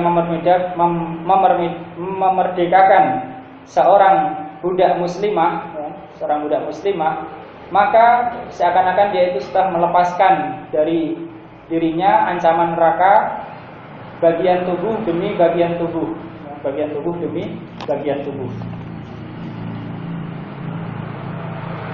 Kemudian yang kedua, au it'amun fi yaumin fi masghubah, atau memberi makan ketika hari kelaparan. Ketika di sana seseorang itu banyak membutuhkan makanan, seperti saat bencana, kemudian saat paceklik, memberi makan waktu itu pahalanya sangat besar, Sebagaimana sabda Nabi Shallallahu Alaihi Wasallam, ya, yang pertama ketika datang ke Madinah, ayuhan nas afsus salam wa atimu ta'am wasilul arham wasallu bilaili wa nasun niyam tadkhulul jannah bisalam. Wahai manusia, sebarkanlah salam, kemudian berilah makanan kepada orang yang membutuhkan, kemudian sambungilah silaturahim, kemudian sholatlah di waktu malam ketika orang-orang pada tidur, maka kamu akan masuk surga dengan selamat. Au it'amun fi yaumin dzi masghubah, atau memberi makan pada hari yang di sana banyak kelaparan, yatiman dza maqrabah, kepada anak yatim yang mempunyai hubungan kerabat. Au miskinan dza matrabah, atau orang miskin yang memiliki tanah. Maksudnya memiliki tanah ini dia tidak memiliki apa-apa untuk dimakan, ya. Maksudnya di sini disebutkan dza matrabah, dia mempunyai tanah, dia tidak punya apa-apa maksudnya. Dan sedekah ataupun infak kepada kerabat, ya, di situ disebutkan yatiman dza maqrabah, yatim kerabat lagi. Maka ini pahalanya sangat besar. Karena kalau sedekah kepada orang lain itu pahalanya 1. Tapi kalau sedekah kepada kerabat maka pahalanya 2, yaitu pahala sedekah dan pahala menyambung silaturahim. Terutama kalau anak yatim. Jadi anak yatim itu adalah anak yang meninggal bapaknya sedangkan dia belum balik. Anak yang bapaknya meninggal ketika dia belum balik. Itu yatim, baik laki-laki atau perempuan, baik ibunya masih hidup ataupun ibunya sudah meninggal. Itu kalau manusia, ya. Kalau hewan disebut yatim kalau ibunya yang meninggal. Ayam misalnya, ya, bebek dan sebagainya, itu disebut yatim kalau ibunya yang meninggal. Karena kalau hewan yang ngopeni itu ibunya, ya, bukan bapaknya. Tapi kalau manusia yang ngopeni itu bapaknya. Tapi kalau burung disebut yatim kalau dua-duanya meninggal, bapaknya meninggal, ibunya meninggal, itu burung disebut yatim. Kenapa? Karena kalau burung yang merawat itu dua-duanya, bapaknya sama ibunya sama-sama merawat anaknya, itu burung, ya. Burung. Tapi kalau manusia, kewajibannya itu ada berada di pihak bapak, ya. Meskipun hak asuhnya ibu, ya, hak asuhnya ibu, tapi kewajiban untuk memberikan nafkah itu bapak. Tapi kalau hewan, ya, maka ibu biasanya yang mengasuh anaknya. Yang burung, kalau burung dua-duanya. Dan di sana banyak sekali hadis-hadis yang menerangkan keutamaan orang itu memelihara anak yatim, sebagaimana dia akan dekat dengan Nabi Shallallahu Alaihi Wasallam di surga dan lain sebagainya. Au miskinan dza matrabah, atau orang miskin yang tidak punya apa-apa. Jadi kadang-kadang suatu zaman atau suatu tempat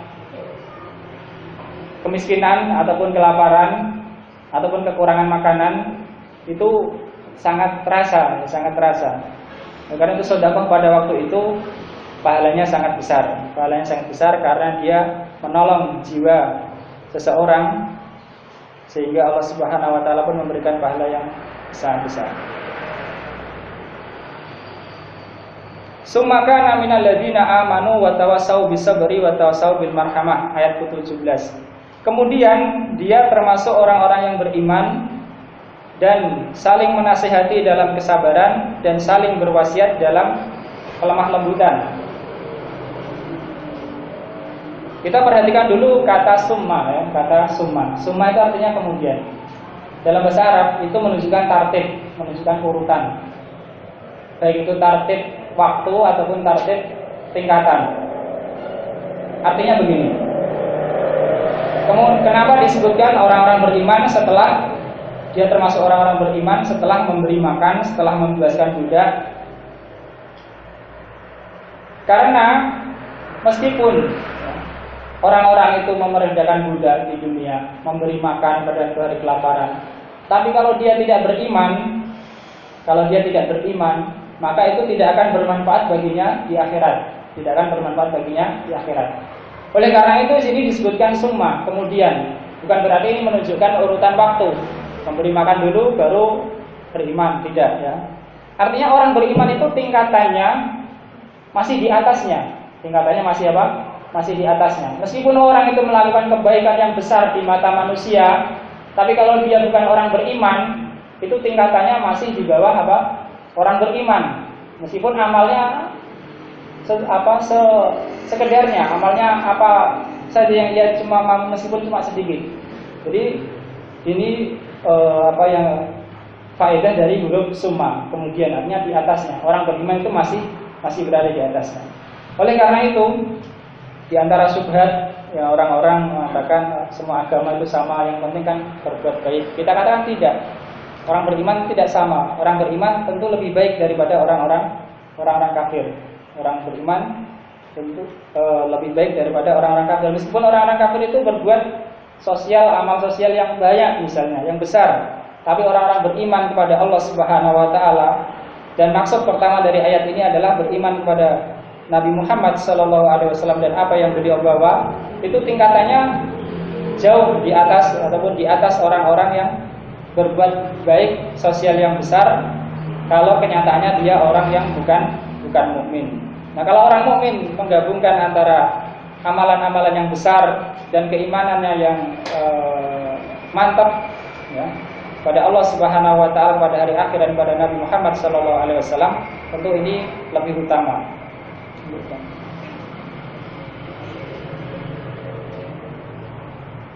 Kemudian dia termasuk orang-orang yang beriman, saling menasihati dalam kesabaran dan saling berwasiat di dalam berkasih sayang. Adapun sabar dan kasih sayang, keutamanya tentu keutamaan yang besar, barangkali tidak akan kita panjang lebarkan di sini. Allah Subhanahu wa taala berfirman selanjutnya, ulaika ashabul maimanah. Mereka itulah golongan kanan. Allah Subhanahu wa taala membagi ahli surga menjadi dua, sebagaimana dalam surat Al-Waqiah. Yang pertama muqarrabun, yang kedua ashabul yamin. Yang pertama muqarrabun adalah golongan kanan, yang kedua ashabul yamin. Muqarrabun itu orang-orang yang didekatkan, yang lebih tinggi derajatnya, bawahnya adalah ashabul yamin. Ashabul yamin atau golongan kanan ini wallahu ta'ala alam ada dua juga. Yang pertama anak-anak yang meninggal sebelum balik. Anak-anak yang meninggal sebelum balik.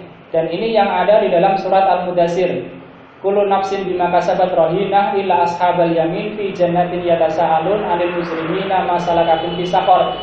Jadi ashabul yamin yang dimaksud di sini wallahu a'lam wal ilmu indallah adalah anak-anak yang dimaksud dalam surat Mudaththir. Yaitu anak-anak yang meninggal sebelum balik. Para ulama yang mengatakan itu, dalilnya apa? Dalilnya mereka tidak tahu kenapa ada orang masuk neraka. Mereka bertanya-tanya, masalakakum fi saqar? Apa yang menyebabkan kalian masuk ke dalam sakor? dan seterusnya. Oleh karena itu mereka ashabul yamin, disebutkan ashabul yamin, bukan golongan muqarrabun, yaitu golongan yang tingkatannya tinggi. Maka ashabul yamin yang ini dia tidak bisa naik tingkat ke muqarrabun kecuali disamakan oleh derajat orang tuanya. Adapun ashabul yamin yang kedua yaitu ashabul yamin yang ini yang disebutkan dalam ayat ini dan ayat-ayat yang lain, yaitu yang tingkatannya di bawah muqarrabun. Adapun muqarrabun adalah tingkatan yang tinggi. Meskipun tinggi, Allah Subhanahu wa taala mengungkapkannya dengan muqarrabun. Muqarrabun adalah isim maf'ul, artinya muqarrabun yang didekatkan. Artinya apa? Artinya meskipun seseorang itu beramal sebaik apapun, dia itu tidak mampu untuk beramal kecuali diberi kekuatan, diberi hidayah, diberi taufik oleh Allah Subhanahu wa taala. Muqarrabun. Maka disebut muqarrabun, bukan mutaqarribin, orang-orang yang mendekatkan diri, tapi muqarrabun, orang-orang yang didekatkan. Wallahu taala alam. Semoga Allah Subhanahu wa taala menjadikan kita termasuk golongan kanan ini ataupun muqarrabun. Kemudian menyebutkan kata kanan, penyebutan kata kanan ya. Ini juga menunjukkan bahwa golongannya adalah golongan yang mulia, golongan yang mulia. Bukan berarti seluruh kata kanan itu ditakwilkan dengan mulia. Selanjutnya Allah Subhanahu wa taala berfirman, "Walladzina kafaru biayatina hum ashabul masy'amah 'alaihim narun muqsadah." Dan orang-orang yang kafir kepada ayat-ayat kami, mereka itu adalah golongan kiri. Jadi orang yang tidak beriman dengan ayat-ayat Allah Subhanahu wa taala, dan telah kita sebutkan pada pertemuan yang sebelumnya bahwasanya ad-dinu mabniun 'alal huda wal ittiba'. Jadi agama itu dibangun di atas petunjuk dan mengikut. Artinya ketika datang ayat-ayat Allah Subhanahu wa taala, orang-orang golongan kanan ini beriman. Dan mereka ketika di Mekah, mereka tertindas, lemah. Oleh karena itu mereka saling menasihati, saling memberi wasiat dengan kesabaran. Dan ini yang lebih munasib, yang lebih cocok. Ketika keadaan kaum muslimin itu lemah, kita perintahkan untuk sabar, ya, sabar. Jangan bikin onar, ya, jangan bikin onar. Kita ingat fitnah dari Abdurrahman ibnu As'as. Jadi Abdurrahman ibnu As'as adalah seorang panglima pada masa Khalifah Abdul Malik ibnu Marwan. Pada waktu zamannya Hajjaj bin Yusuf. Pada waktu zamannya siapa? Hajjaj bin Yusuf. Hajjaj bin Yusuf panglima besar ya dari Abdul Malik bin Marwan.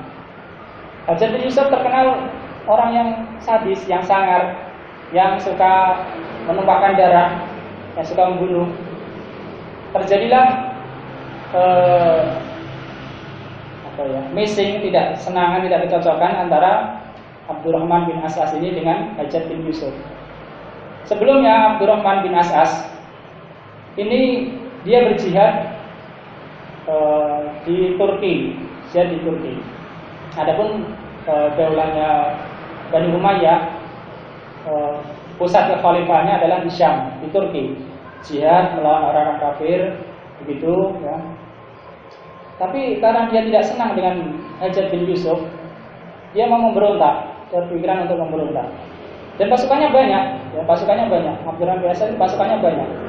Bukan cuma pasukan orang awam, ada ulamanya juga, ahli fikih, ya, ada ulama banyak beserta dia. Dia berniat memberontak kepada Hajjaj bin Yusuf.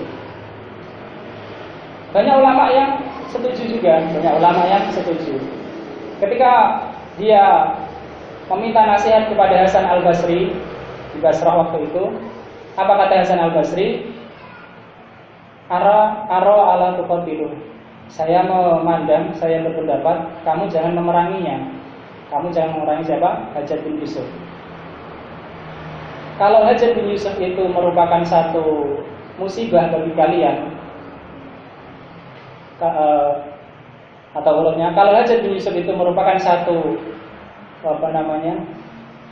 akibat dari dosa-dosa kalian, suatu hukuman, maka sabarlah. Adapun kalau hajat penyusup itu merupakan cobaan bagi kalian, maka kamu tidak akan mampu menolak cobaan Allah dengan pedang. Tidak bisa diberontak. Musibah ya sudah sabar gitu, disuruh sabar. Toh akhirnya hajat penyusup itu kan manusia, akhirnya akan mati juga. Tapi akhirnya dia tidak mau menerima saran dari Hasan Al-Basri. Akhirnya terjadilah pemberontakan itu, sehingga ya waktu pertama kali mungkin bisa dibilang menang lah. Tapi akhirnya Abdurrahman bin As ini pun kalah, banyak yang terbunuh. Bukan cuma orang awam, tapi ulama, bahkan sampai ratusan ribu orang mati gara-gara apa? Gara-gara pemberontakan itu. Yang tadinya Abdurrahman bin As ini berjihad melawan orang-orang kafir, orang-orang Romawi di Turki, malah berperang melawan saudaranya sendiri. Padahal umat Islam, umat Muhammad SAW adalah umat yang dirahmati Allah Subhanahu Wa Taala. Sebagaimana dalam hadis, kalau dunia ini sirna, itu lebih ringan daripada terbunuhnya seorang muslim tanpa hak. Bagaimana dengan sampai ratusan ribu? Bukan cuma orang muslim yang awam, bahkan sampai ulama pun. Oleh karena itu, kalau dalam keadaan lemah, yang lebih cocok adalah bersabar, sabar. Kalaupun itu musibah, ya terima, itu sabar. Tidak bisa musibah itu dilawan, ya. Tidak bisa musibah itu dilawan. Kalaupun itu merupakan akibat dari dosa-dosa kalian, ya, maka tentu kita harus lebih patut untuk bersabar. Sebagaimana dalam keadaan sekarang ini, misalnya saja seorang menemukan ada sesuatu hal-hal yang mungkin dia tidak sukai karena tidak sesuai dengan kebenaran, bersabar dulu kalau dia sekiranya tidak mampu untuk melawannya ataupun merubahnya. Kembali lagi ke ayat, bahwasanya orang-orang yang kafir ketika datang ayat-ayat Allah Subhanahu Wa Taala, Nabi Muhammad SAW, kemudian juga risalahnya, mereka yang tidak beriman, maka mereka itu adalah golongan kiri, golongan yang celaka, golongan yang hina. Alaihim narum muqsadah, mereka berada dalam neraka yang ditutup rapat. Muqsadah artinya adalah muglak menurut bahasa Quraisy. Salah satu ulama menyebutkan, yaitu api yang ditutup, dikunci, tidak bisa keluar. Baik dari atas, dari depan, dari belakang, samping, kiri, kanan, atas, bawah, semuanya api. Semuanya api. Berkata Ad-Duhab, muqsadah hitala babalahu. Maksudnya api yang muqsadah, yang ditutup rapat, adalah api yang menyelimuti-nya, mengelilinginya, tidak ada pintu baginya, tidak ada pintu. Jadi sudah berada dalam api, atas bawah, kiri kanan, depan belakang, semuanya api. Kemudian berkata Qatadah, muqsadah adalah mutabbaqah fala daw'a fiha. Muqsadah maksudnya di sini adalah ditutup rapat, dikunci, dan tidak ada cahaya padanya, tidak ada cahaya. Jadi api tapi tidak ada cahaya, panas tapi tidak ada cahaya. Beda dengan api dunia. Kemudian masih lanjut kata Qatadah, fala faraja wala khuruja minha akhiral abad. Maka tidak ada celah, ya, tidak ada celah, dan tidak ada kemungkinan untuk keluar darinya sampai selamanya.